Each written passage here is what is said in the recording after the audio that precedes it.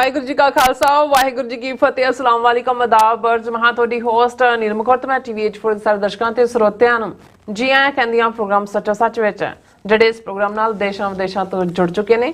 Khalsa affair centre ਦੇ ਸੰਚਾਲਕ doctor Amarjit Singh ji studio 'ਚ ਮੇਰੇ ਨਾਲ ਸ਼ਾਮਲ ਨੇ।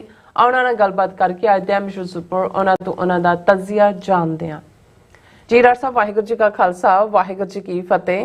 हाँ जी नीलम कौर जी ਤੁਹਾਨੂੰ ਵੀ ਤੇ ਦੁਨੀਆ ਭਰ 'ਚ ਬੈਠੇ ਸਾਡੇ ਬਹੁਤ ਹੀ ਪਿਆਰੇ ਸੋਹਣੇ ਸਿਆਣੇ ਟੀਵੀ 84 ਦੇ ਵਿਊਅਰਸ ਨੂੰ ਵੀ ਵਾਹਿਗੁਰੂ ਜੀ ਕਾ ਖਾਲਸਾ ਵਾਹਿਗੁਰੂ ਜੀ ਕੀ ਫਤਿਹ।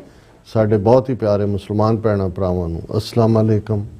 ਗੰਗਾ ਜਮਨੀ ਤਹਿਜ਼ੀਬ ਦੇ ਹਿੰਦੂ ਤਵੀਆਂ ਨੂੰ नमो नमः। जी डॉक्टर साहब जी आनू प्रोग्राम सचो सच विच बहुत शुक्रिया जी। डॉक्टर साहब अज 18 दिसंबर 2024 5 पोह नानकशाही संवत 556 ਦਾ ਦਿਨ ਹੈ ਤੇ ਡਾਕਟਰ ਸਾਹਿਬ ਪ੍ਰੋਗਰਾਮ ਸ਼ੁਰੂ ਕਰਨ ਤੋਂ ਪਹਿਲਾਂ ਅਸੀਂ ਦਰਸ਼ਕਾਂ ਤੇ ਸਰੋਤਿਆਂ ਨੂੰ ਹਮੇਸ਼ਾ ਤਰ੍ਹਾਂ ਦੱਸੀ ਵਿਊਅਰਸ ਜੇ ਤੁਸੀਂ ਹੱਕ ਸੱਚ ਇਨਸਾਫ ਤੇ ਪੈਰਾ ਦਿਨ ਦਾ ਇੱਕੋ ਇੱਕ ਚੈਨਲ ਟੀਵੀ 84 ਨੂੰ ਦੇਖਣਾ ਚਾਹੁੰਦੇ ਹੋ ਤਾਂ ਤੁਸੀਂ ਦੇਖ ਸਕਦੇ ਹੋ ਸਪੈਕਟਰਮ ਕੇਬਲ, ਆਰਸੀਐਨ ਕੇਬਲ, ਵੈਲਫਨ ਕੈਨੇਡਾ, roku, ਜਾਦੂ ਬਾਕਸ, ਸ਼ਾਵਾ, ਫੇਸਬੁੱਕ ਟੀਵੀ 84 ਦੀ ਐਪ ਰਾਹੀਂ online streaming and IP box ਤੇ ਤੁਸੀਂ ਟੀਵੀ 84 ਨੂੰ ਦੇਖ ਸਕਦੇ ਹੋ। ਵਿਊਅਰਸ ਜੇ ਤੁਸੀਂ ਟੀਵੀ 84 ਨਾਲ ਪ੍ਰੋਗਰਾਮ ਸੱਚੋ ਸੱਚ ਨਾਲ ਫੇਸਬੁੱਕ ਰਾਹੀਂ ਜੁੜੇ ਤਾਂ ਸਮਾਤ ਲਾਈਕ ਕਰੋ ਤੇ ਸ਼ੇਅਰ ਕਰੋ ਅਤੇ ਨਾਲ ਹੀ YouTube ਤੇ ਸਬਸਕ੍ਰਾਈਬ ਕਰੋ। ਇਹ ਵੀ ਦੱਸ ਦਿਓ ਕਿ ਤੁਸੀਂ ਟੀਵੀ 84 ਦੀ ਐਪ ਨੂੰ ਐਂਡਰੋਇਡ ਐਂਡ ਐਪ ਸਟੋਰ ਤੇ ਡਾਊਨਲੋਡ ਕਰਕੇ ਜੋ ਟੀਵੀ 84 ਦੀ ਲਾਈਵ ਸਟ੍ਰੀਮ ਹੈ ਇਸ ਨੂੰ ਤੁਸੀਂ 24 ਆਵਰਸ ਦੇਖ ਸਕਦੇ ਹੋ। ਸੋ ਵਿਊਅਰਸ ਪ੍ਰੋਗਰਾਮ ਦੀ ਸ਼ੁਰੂਆਤ ਕਰਾਂਗੇ ਹਮੇਸ਼ਾ ਤਰ੍ਹਾਂ ਅੱਜ ਦੀ ਸਪਾਂਸਰਸ਼ਿਪ ਦੇ ਵਾਲੇ ਨਾਲ ਕਿ ਅੱਜ ਦੇ ਪ੍ਰੋਗਰਾਮ ਸੱਚੋ ਸੱਚ ਨੂੰ ਸਪਾਂਸਰ ਕੀਤਾ ਗਿਆ ਹੈ ਫੇਅਰਫੈਕਸ ਵਰਜੀਨੀਆ ਤੋਂ ਗੁਰਦੁਆਰਾ ਸਿੰਘ ਸਭਾ ਜੀ ਹੋਰਾਂ ਨੂੰ। ਸੋ ਇਹਨਾਂ ਨੇ ਟੀਵੀ 84 ਦੀ ਚੜ੍ਹਦੀ ਕਲਾ ਤੇ ਖਾਲਸਾ ਦੀ ਪ੍ਰਾਪਤੀ ਦੀ ਅਰਦਾਸ ਕੀਤੀ ਹੈ। ਸੋ ਅੱਜ ਦੀ ਸਪਾਂਸਰਸ਼ਿਪ ਲਈ ਅਸੀਂ ਗੁਰਦੁਆਰਾ ਸਿੰਘ ਸਭਾ ਦੀ ਸੰਗਤ ਦਾ ਤਹਿ ਦਿਲ ਤੋਂ ਧੰਨਵਾਦ ਕਰਦੇ ਹਾਂ ਔਰ ਤੁਹਾਨੂੰ ਇਹ ਅਪੀਲ ਤੇ ਬੇਨਤੀ ਕਰਦੇ ਹਾਂ ਕਿ ਤੁਸੀਂ ਪ੍ਰੋਗਰਾਮ ਸੱਚੋ ਸੱਚ ਨੂੰ ਵੱਧ ਤੋਂ ਵੱਧ ਸਪਾਂਸਰ ਕਰੋ। ਸਪਾਂਸਰਸ਼ਿਪ ਲਈ ਤੁਸੀਂ ਸਾਨੂੰ ਕਾਲ ਕਰ ਸਕਦੇ ਸਾਡੇ ਫੋਨ ਨੰਬਰ ਤੇ 5166619184 ਸੇਮ ਨੰਬਰ ਤੇ WhatsApp ਕਰ ਸਕਦੇ ਹੋ। ਤੁਸੀਂ ਸਾਨੂੰ ਈਮੇਲ ਵੀ ਕਰ ਸਕਦੇ ਹੋ info@tv84.tv ਤੇ। ਸੋ ਵਿਊਅਰਸ ਪਹਿਲੇ ਸੈਗਮੈਂਟ ਦੇ ਵਿੱਚ ਆਪਾਂ ਗੱਲਬਾਤ ਕਰਨ ਜਾ ਰਹੇ ਹਾਂ ਭਾਰਤੀ ਕੈਨੇਡਾ ਦੇ ਹਵਾਲੇ ਨਾਲ ਕਿ ਵਿਊਅਰਸ ਇਉਂ ਜਾਪਦਾ ਹੈ ਕਿ ਭਾਰਤ ਨੇ ਕੈਨੇਡਾ ਦੀ ਟਰੂਡੋ ਸਰਕਾਰ ਅਤੇ ਕੈਨੇਡਾ ਵਿੱਚ ਵਸਦੇ ਸਿੱਖਾਂ ਦੇ ਖਿਲਾਫ ਇੱਕ ਮੀਡੀਆ ਅਤੇ ਇੰਟੈਲੀਜੈਂਸ ਜੰਗ ਸ਼ੁਰੂ ਕੀਤੀ ਹੋਈ ਹੈ ਔਰ ਪਿਛਲੇ ਦਿਨੀ CBC ਨਿਊਜ਼ ਨੇ ਆਪਣੀ ਇੱਕ ਇਨਵੈਸਟੀਗੇਟਿਵ ਰਿਪੋਰਟ ਵਿੱਚ ਖੁਲਾਸਾ ਕੀਤਾ ਹੈ ਕਿ ਕਿਵੇਂ ਭਾਰਤੀ ਮੀਡੀਆ ਅਤੇ ਇੰਟਰਨੈਟ ਤੇ ਜਾਲੀ ਅਕਾਊਂਟਸ ਰਾਹੀਂ ਸਿੱਖ ਕੌਮ ਨੂੰ ਬਦਨਾਮ ਕੀਤਾ ਜਾ ਰਿਹਾ ਔਰ ਹੁਣ ਇਸ ਵਿੱਚ ਰਸ਼ੀਅਨ ਇੰਟੈਲੀਜੈਂਸ ਦੀ ਦਖਲ ਅੰਦਾਜ਼ੀ ਦੀ ਚਰਚਾ ਵੀ ਚੱਲ ਰਹੀ ਹੈ ਔਰ 6 ਫॉर ਜਸਟਿਸ ਨੇ ਆਪਣੀ ਪ੍ਰੈਸ ਰਿਲੀਜ਼ ਵਿੱਚ ਕੈਨੇਡਾ ਵਿਚਲੀ ਰਸ਼ੀਅਨ ਅੰਬੈਸੀ ਤੇ ਦੋਸ਼ ਲਾਇਆ ਕਿ ਹਰਦੀਪ ਸਿੰਘ ਨਿੱਜਰ ਦੇ ਕਤਲ ਲਈ रूसी अंबैसी ने सिग्नल इंटैलीजेंस हैक करके रा एजेंटा नूं निज्जर संबंधी जिहड़ी जानकारी है वो दित्ती है। सो इस बारे आपां गलबात करन जा रहे हां। सो असीं चाहांगे कि तुसीं इसी तरह बने रहना देखण सुणन लई तुहाडा सब दा बहुत बहुत शुक्रिया जी। डॉक्टर साहब की विचार ने सब तो पहलां तां अज दी स्पॉन्सरशिप लई असीं गुरुद्वारा सिंह सभा फेयरफैक्स वर्जीनिया जिहड़ा प्रमुख गुरुद्वारा है इस वेले DC मैट्रोपोलिटन एरिए च है ब्रैडक रोड दे उत्ते ਉਹਨਾਂ ਦੀ ਸਮੁੱਚੀ ਮੈਨੇਜਮੈਂਟ ਸਮੁੱਚੀ ਸੰਗਤ ਦਾ ਸ਼ੁਕਰੀਆ ਅਦਾ ਕਰਦੇ ਹਾਂ ਜਿਨ੍ਹਾਂ ਨੇ ਬੀਤੇ ਐਤਵਾਰ ਬੜੇ ਉਤਸ਼ਾਹ ਦੇ ਨਾਲ ਟੀਵੀ 84 ਦਾ ਫੰਡ ਰੇਜ਼ਰ ਉਹਨਾਂ ਨੇ ਆਰਗੇਨਾਈਜ਼ ਕੀਤਾ। ਰਿਪੀਟਡਲੀ ਸਟੇਜ ਤੋਂ ਵੀ ਇਸ ਦੇ ਲਈ ਅਪੀਲ ਕੀਤੀ ਗਈ ਔਰ ਸਿੱਖ ਸੰਗਤਾਂ ਵੱਲੋਂ ਵੀ ਭਰਵਾਂ ਹੁੰਗਾਰਾ ਦਿੱਤਾ ਗਿਆ। ਅਸੀਂ ਸ਼ੁਕਰਗੁਜ਼ਾਰ ਹਾਂ ਕਿ ਘੱਟੋ ਘੱਟ ਗੁਰਦੁਆਰਾ ਕਮੇਟੀਆਂ 'ਚੋਂ ਕਿਸੇ ਨੂੰ ਤਾਂ ਇਹ ਜ਼ਰੂਰ ਲੱਗਣਾ ਸ਼ੁਰੂ ਹੋਇਆ ਕਿ ਜਿੱਥੇ ਹੋਰ ਕੰਮ ਜ਼ਰੂਰੀ ਨੇ ਗੁਰਦੁਆਰਾ ਸਾਹਿਬਾਨ ਦੇ ਵਿੱਚ ਧਾਰਮਿਕ ਇਬਾਦਤ ਨਾਲ ਜੁੜੇ ਹੋਏ ਔਰ ਪੰਜਾਬੀ ਸਕੂਲ ਜਾਂ ਨਗਰ ਕੀਰਤਨ ਉੱਥੇ ਅੱਜ ਜਿਹੜੀ ਵੱਡੀ ਲੜਾਈ ਦੁਨੀਆ ਦੇ ਵਿੱਚ ਜਿਹਨੂੰ ਨੈਰੇਟਿਵ ਦੀ ਲੜਾਈ ਕਿਹਾ ਜਾਂਦਾ ਹੈ ਮੀਡੀਆ ਦੀ ਉਹ ਸਭ ਤੋਂ ਅਹਿਮ ਹੈ।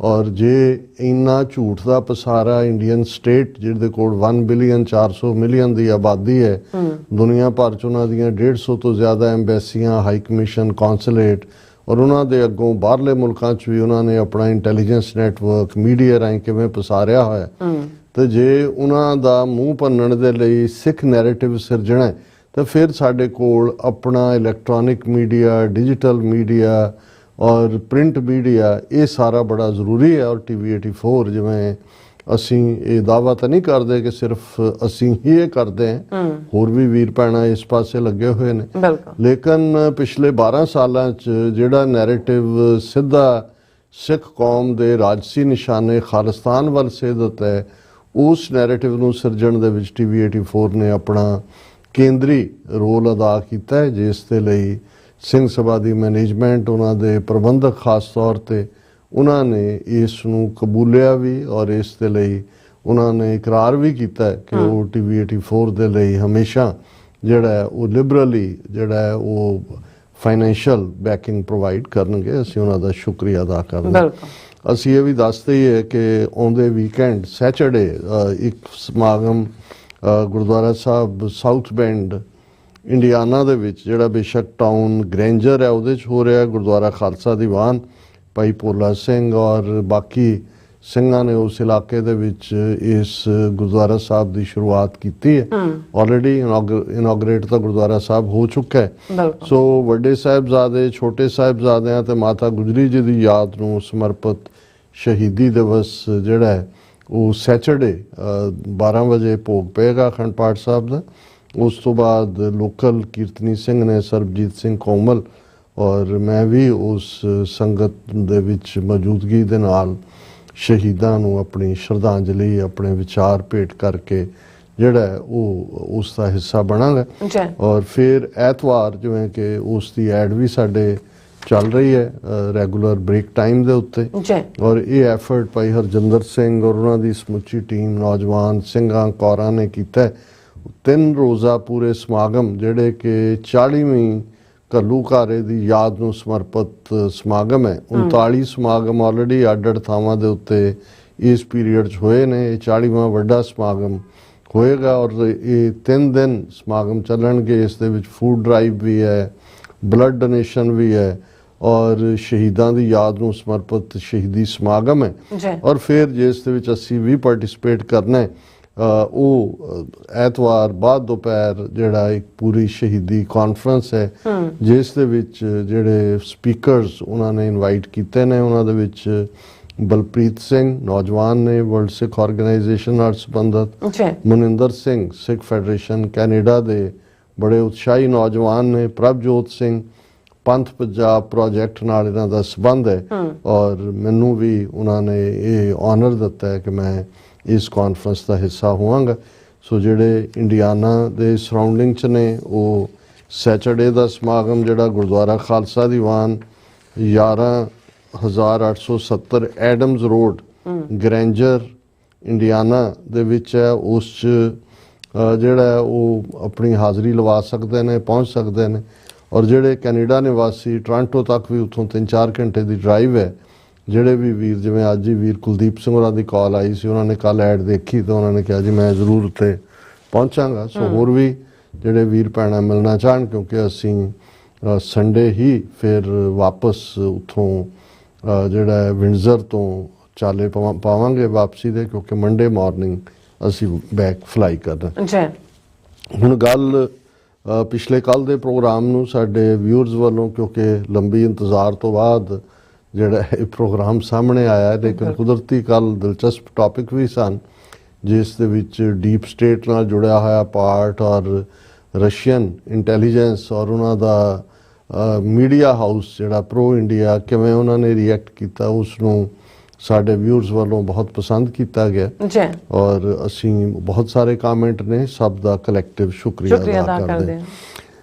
ਦੇਖੋ ਇਹ ਗੱਲ ਜਦੋਂ ਅਸੀਂ ਬਾਰ-ਬਾਰ ਸੌਫਟ ਟਾਰਗੇਟ ਕਿਤਾਬ ਦਾ ਹਵਾਲਾ ਦਿੰਦੇ ਰਹੇ ਹਾਂ ਪਿਛਲੇ 12 ਸਾਲਾਂ ਦੇ ਆਪਣੇ ਅੱਡ-ਅੱਡ ਪ੍ਰੋਗਰਾਮਾਂ 'ਚ, ਜਿਹੜੀ ਟੋਰਾਂਟੋ ਸਟਾਰ ਔਰ ਗਲੋਬ ਐਂਡ ਮੇਲ ਉਹਨਾਂ ਦੇ 2 ਬੜੇ ਪ੍ਰੋਫੈਸ਼ਨਲ ਜਰਨਲਿਸਟਾਂ ਨੇ ਲਿਖੀ ਸੀ 85 ਪੀਰੀਅਡ, ਜਿਹਦੇ 'ਚ ਉਹਨਾਂ ਨੇ ਸਾਬਤ ਕੀਤਾ ਸੀ ਕਿ ਕਨਿਸ਼ਕਾ ਜਹਾਜ਼ ਜਿਹੜਾ 1985 'ਚ ਹਾਦਸਾਗ੍ਰਸਤ ਹੋਇਆ, ਜਿਹਦੇ 'ਚ 329 ਬੇਗੁਨਾਹ ਮੁਸਾਫਰ ਮਾਰੇ ਗਏ, ਕਿ ਇਹ ਕੰਮ ਇੰਡੀਅਨ ਏਜੰਸੀਆਂ ਦਾ ਹੈ।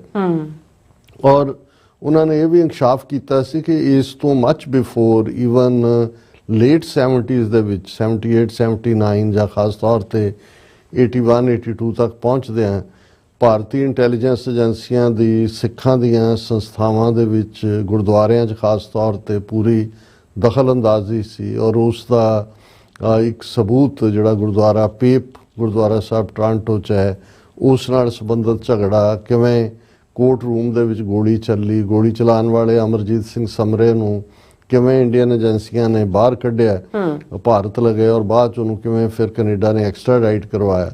ਔਰ ਉਹ ਸਾਰੇ ਦੇ ਚੱਲਦਿਆਂ ਜਿਹੜੇ ਕੁਛ ਨੌਜਵਾਨ ਜਿਹੜੇ ਸ਼ਿਪ ਰਾਹੀਂ ਪਹੁੰਚੇ ਸੀ ਉਹਨਾਂ ਦੀ ਅਸਾਈਲਮ ਨੂੰ ਲੈ ਕੇ ਕਿਵੇਂ ਇਹ ਸਾਰਾ ਹੋਇਆ ਔਰ ਇੰਡੀਅਨ ਐਮਬੈਸੀ ਨੇ ਉਸ ਪੀਰੀਅਡ 'ਚ ਕੀ ਰੋਲ ਅਦਾ ਕੀਤਾ। ਅੱਛਾ। ਸੋ ਸਾਨੂੰ ਕਦੇ ਵੀ ਇਹ ਭੁਲੇਖਾ ਨਹੀਂ ਰਿਹਾ ਕਿ ਇਹ ਜੋ ਸਿੱਖਾਂ ਦੇ ਖਿਲਾਫ ਟੋਟਲ ਵਾਰ ਤਾਂ ਜੂਨ 84 ਦੇ ਪਹਿਲੇ ਹਫਤੇ ਵਿੱਢੀ ਗਈ, ਪਰ ਉਸ ਤੋਂ ਪਹਿਲਾਂ ਉਹਨਾਂ ਨੇ ਇਹ ਦੇਖਦਿਆਂ ਹੋਇਆਂ ਕਿ ਭਾਰਤ ਤੋਂ ਬਾਅਦ ਕੈਨੇਡਾ ਵਿੱਚ ਪਰਸੈਂਟੇਜ ਵਾਈਜ਼ ਸਿੱਖਾਂ ਦੀ ਆਬਾਦੀ ਔਰ ਸਿੱਖ ਵੋਕਲ ਵੀ ਰਹੇ, ਇਸ ਗੱਲ ਦਾ ਵੀ ਧਿਆਨ ਰਹੇ ਕਿ ਰੈਵੋਲੂਸ਼ਨਰੀ ਮੂਵਮੈਂਟ ਉਹ ਗਦਰੀ ਬਾਬਿਆਂ ਦੀ ਹੋਏ ਜਾਂ ਕਾਮਾਗਾਟਾ ਮਾਰੂ ਦੀ ਹੋਏ, ਉਸ ਦੇ ਨਾਲ ਕੈਨੇਡਾ ਦੇ ਸਿੱਖ ਹੀ ਜੁੜੇ ਹੋਏ। ਸੋ ਪੋਲੀਟੀਕਲੀ ਇਸ ਤੋਂ ਇਲਾਵਾ ਗੁਰਦੁਆਰਾ ਸੁਧਾਰ ਲਹਿਰ ਦੇ ਵੇਲੇ ਵੀ 1920s ਦੇ ਵਿੱਚ, ਔਰ ਈਵਨ ਜੇ ਤੁਸੀਂ ਉਹਨੂੰ ਟਰੈਕ ਕਰੋ ਪੰਜਾਬੀ ਸੂਬੇ ਮੋਰਚੇ ਤੱਕ ਪਹੁੰਚਦਿਆਂ ਵੀ ਇੱਥੋਂ ਬਰਾਬਰ ਜਥੇ ਜਾਣ ਤੱਕ ਔਰ ਫਾਈਨੈਂਸ਼ੀਅਲ ਹੈਲਪ, ਔਰ ਦੂਸਰਾ ਪੂਰਾ ਪਾਰਟ ਹੁੰਦਾ ਸੀ ਜਿਸ ਦੇ ਵਿੱਚ ਬ੍ਰਿਟਿਸ਼ ਉਦੋਂ ਅਜੇ ਓਨਟਾਰੀਓ ਈਸਟ ਕੋਸਟ ਤੇ ਬਹੁਤੇ ਸਿੱਖ ਨਹੀਂ ਸੀ, ਬ੍ਰਿਟਿਸ਼ ਕੋਲੰਬੀਆ ਔਰ ਉਸ ਦੇ ਨਾਲ ਅਮਰੀਕਾ ਦਾ ਕੈਲੀਫੋਰਨੀਆ,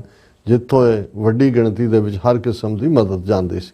ਸੋ ਭਾਰਤੀ ਏਜੰਸੀਆਂ ਨੇ ਠੀਕ ਇਹ ਸਮਝਿਆ ਸੀ ਕਿ ਵੀ ਜਦੋਂ ਉਹਨਾਂ ਨੇ ਸਿੱਖਾਂ ਨੂੰ ਸੁਪਰੈਸ ਕਰਨਾ ਹੈ, ਸਿੱਖਾਂ ਦੇ ਉੱਤੇ ਜ਼ੁਲਮ ਕਰਨੇ ਨੇ, ਕੈਨੇਡਾ 'ਚੋਂ ਹੀ ਸਭ ਤੋਂ ਜ਼ਿਆਦਾ ਜਿਹੜਾ ਹੈ ਉਹ ਪ੍ਰੋਟੈਸਟ ਲਾਈਨ ਹੋਏਗੀ।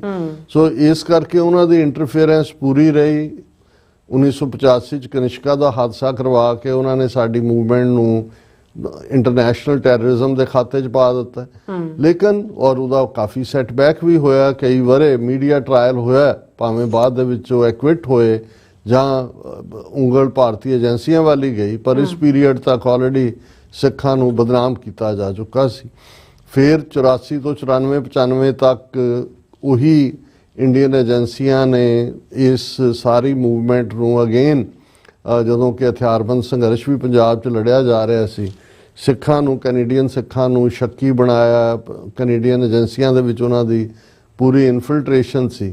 ਔਰ ਫਿਰ ਇਸ ਮਿਲੇਨੀਅਮ ਦੇ ਮੁੱਕਦਿਆਂ ਤੱਕ ਇਹ ਲੱਗਾ ਵੀ ਗੱਲ ਮੁੱਕ ਗਈ ਹੈ, ਲੇਕਿਨ ਜਿਉਂ ਹੀ ਵਾਪਸ ਅਮਰੀਕਾ ਔਰ ਕੈਨੇਡਾ ਦੇ ਵਿੱਚ ਔਰ ਡਾਇਸਪੋਰਾ ਦੇ ਵਿੱਚ ਮੂਵਮੈਂਟ ਨੇ ਜ਼ੋਰ ਫੜਨਾ ਸ਼ੁਰੂ ਕੀਤਾ, ਉਹ ਬੇਸ਼ੱਕ ਗੁਰੂ ਗ੍ਰੰਥ ਸਾਹਿਬ ਦੀ ਬੇਅਦਬੀ ਦੀਆਂ ਘਟਨਾਵਾਂ ਸੀ ਜਾਂ ਉਸ ਤੋਂ ਪਹਿਲਾਂ ਬਲਵੰਤ ਸਿੰਘ ਰਾਜੋਆਣਾ ਦੇ ਜਦੋਂ ਬਲੈਕ ਵਾਰੰਟ ਜਾਰੀ ਹੁੰਦੇ ਨੇ ਔਰ ਫਿਰ ਕੈਂਸਲ ਹੁੰਦੇ ਨੇ 2015, ਔਰ ਫਿਰ ਪਿਛਲੇ 2.5-3 ਸਾਲ ਦੇ ਵਿੱਚ ਜਦੋਂ ਸਿੱਖਸ ਫਾਰ ਜਸਟਿਸ ਨੇ ਖਾਲਿਸਤਾਨ ਰੈਫਰੈਂਡਮ ਦੀ ਮੂਵਮੈਂਟ ਨੂੰ ਜਿਹੜਾ ਹੈ ਉਹ ਉਸ ਦਾ ਆਗਾਜ਼ ਕੀਤਾ ਔਰ ਉਸ ਦਾ ਇੱਕ ਵੱਡਾ ਕੇਂਦਰ ਕੈਨੇਡਾ ਸੀ, ਤਾਂ ਫਿਰ ਭਾਰਤੀ ਏਜੰਸੀਆਂ ਨੇ ਆਪਣੀ ਪੂਰੀ ਡਰਟੀ ਗੇਮ ਜਿਹੜੀ ਹੈ ਉਹ ਖੇਡੀ। ਮਿਸ ਇਨਫੋਰਮੇਸ਼ਨ ਕੈਂਪੇਨ ਤਾਂ ਚੱਲ ਹੀ ਰਿਹਾ ਸੀ, ਪਰ ਕਿਵੇਂ ਉਹਨਾਂ ਨੇ ਟਰਾਂਸਨੈਸ਼ਨਲ ਰਿਪਰੈਸ਼ਨ ਦਾ ਸਹਾਰਾ ਲੈ ਕੇ ਭਾਈ ਹਰਦੀਪ ਸਿੰਘ ਨਿੱਜਰ ਦਾ ਮਰਡਰ ਕੀਤਾ, ਔਰ ਇਸੇ ਤਰ੍ਹਾਂ ਸ਼ਰਦੂਲ ਸਿੰਘ ਗਿੱਲ ਦਾ ਜਿਹੜਾ ਉਹ ਵਿਸਕੌਨਸਨ ਦੇ ਵਿੱਚ ਮਰਡਰ ਕੀਤਾ,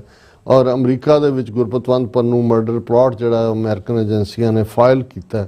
ਇਹ ਸਾਰਾ ਜਿਹੜਾ ਖੇਡ ਹੈ ਇਹ ਜਦੋਂ ਏਜੰਸੀਆਂ ਦੀ ਸਾਹਮਣੇ ਆਈ ਤੇ ਫਿਰ ਇਸ 'ਚ ਕੋਈ ਸ਼ੱਕ ਨਹੀਂ ਹੈ ਕਿ ਬਾਹਰਲੇ ਸਿੱਖਾਂ ਦੇ ਵਿੱਚ ਰੋਹ ਹੋਰ ਵੀ ਪ੍ਰਚੰਡ ਹੋਇਆ। ਖਾਲਿਸਤਾਨ ਰੈਫਰੈਂਡਮ ਭਾਈ ਹਰਦੀਪ ਸਿੰਘ ਨਿੱਜਰ ਦੀ ਸ਼ਹਾਦਤ ਤੋਂ ਬਾਅਦ ਸਰੀ ਦੇ ਵਿੱਚ ਹੋਰ ਵੀ ਕਾਮਯਾਬੀ ਨਾਲ ਹੋਇਆ, ਸੈਨ ਫਰਾਂਸਿਸਕੋ, ਸੈਕਰਾਮੈਂਟੋ, ਇਹ ਸਾਰੇ ਕਾਮਯਾਬੀ ਨਾਲ, ਔਰ ਆਸਟ੍ਰੇਲੀਆ, ਨਿਊਜ਼ੀਲੈਂਡ ਉਸ ਦਾ ਜ਼ਿਕਰ ਅਸੀਂ ਕਰਦੇ।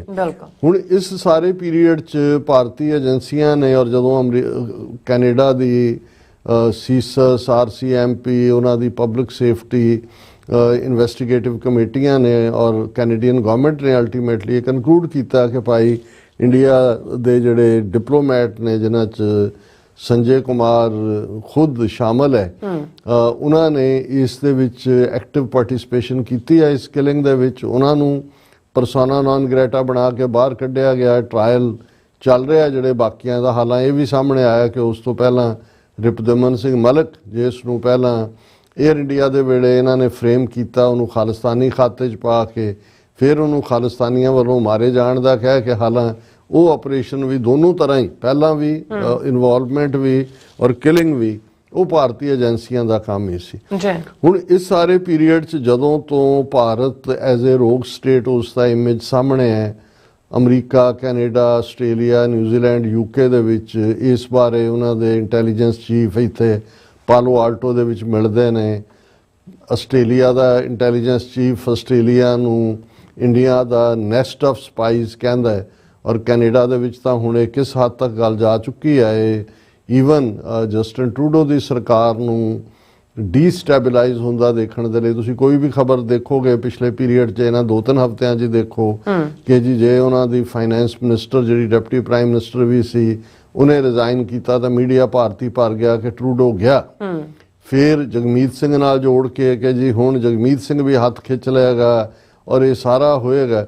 ਸੋ ਉਹਨਾਂ ਨੂੰ ਜਿਵੇਂ ਜਸਟਿਨ ਟਰੂਡੋ ਸੌਣ ਹੀ ਨਹੀਂ ਦਿੰਦਾ ਸਾਰੀ ਰਾਤ, ਕੈਨੇਡਾ ਜਿਹੜਾ ਉਹਨਾਂ ਨੂੰ ਅਪਸੈਟ ਕਰਦਾ ਹੈ ਔਰ ਕੁਛ ਨਾ ਕੁਛ ਉਹਦੇ ਨਾਲ ਰਿਲੇਟਡ ਤੁਸੀਂ ਦੇਖੋਗੇ ਕਿ ਜੀ ਉਹ ਉੱਥੇ ਬੈਠੇ ਕਿਆ ਸਰਾਈਆਂ ਕਰ ਸਕਦੇ ਨੇ ਕਿ ਕੀ ਜਿਹੜਾ ਗਵਰਨਰ ਹੈ ਜਾਂ ਦੂਜਾ ਹੈ ਬ੍ਰਿਟਿਸ਼ ਗਵਰਨਮੈਂਟ ਦੀ ਮਦਦ ਨਾਲ ਉਹਨੂੰ ਡਿਸਮਿਸ ਕਰ ਸਕਦਾ ਹੈ, ਕਿ ਪਾਰਟੀ ਦੇ ਜ਼ਿਆਦਾ MLA ਜਿਹੜੇ ਨੇ ਉਹ ਜਿਹੜੇ MP ਉਹ ਵਿਗੜ ਸਕਦੇ ਨੇ, ਕਿ ਨੋ ਕੌਨਫੀਡੈਂਸ ਮੋਸ਼ਨ ਫਰਵਰੀ ਤਾਂ ਉਹ ਪਹਿਲਾਂ ਲਿਆਂਦਾ। ਸੋ ਉਹਨਾਂ ਦੀ ਇਹ ਜਿਹੜੀ ਹੈ ਵਿਸ਼ ਹੈ ਕਿ ਵੀ ਜਸਟਿਨ ਟਰੂਡੋ ਚੱਲਦਾ ਹੋਏ, ਉਹਨਾਂ ਨੂੰ ਲੱਗਦਾ ਕਿ ਵੀ ਸ਼ਾਇਦ ਬਾਕੀ ਸਭ ਕੁਝ ਠੀਕ ਹੋ ਜਾਏਗਾ।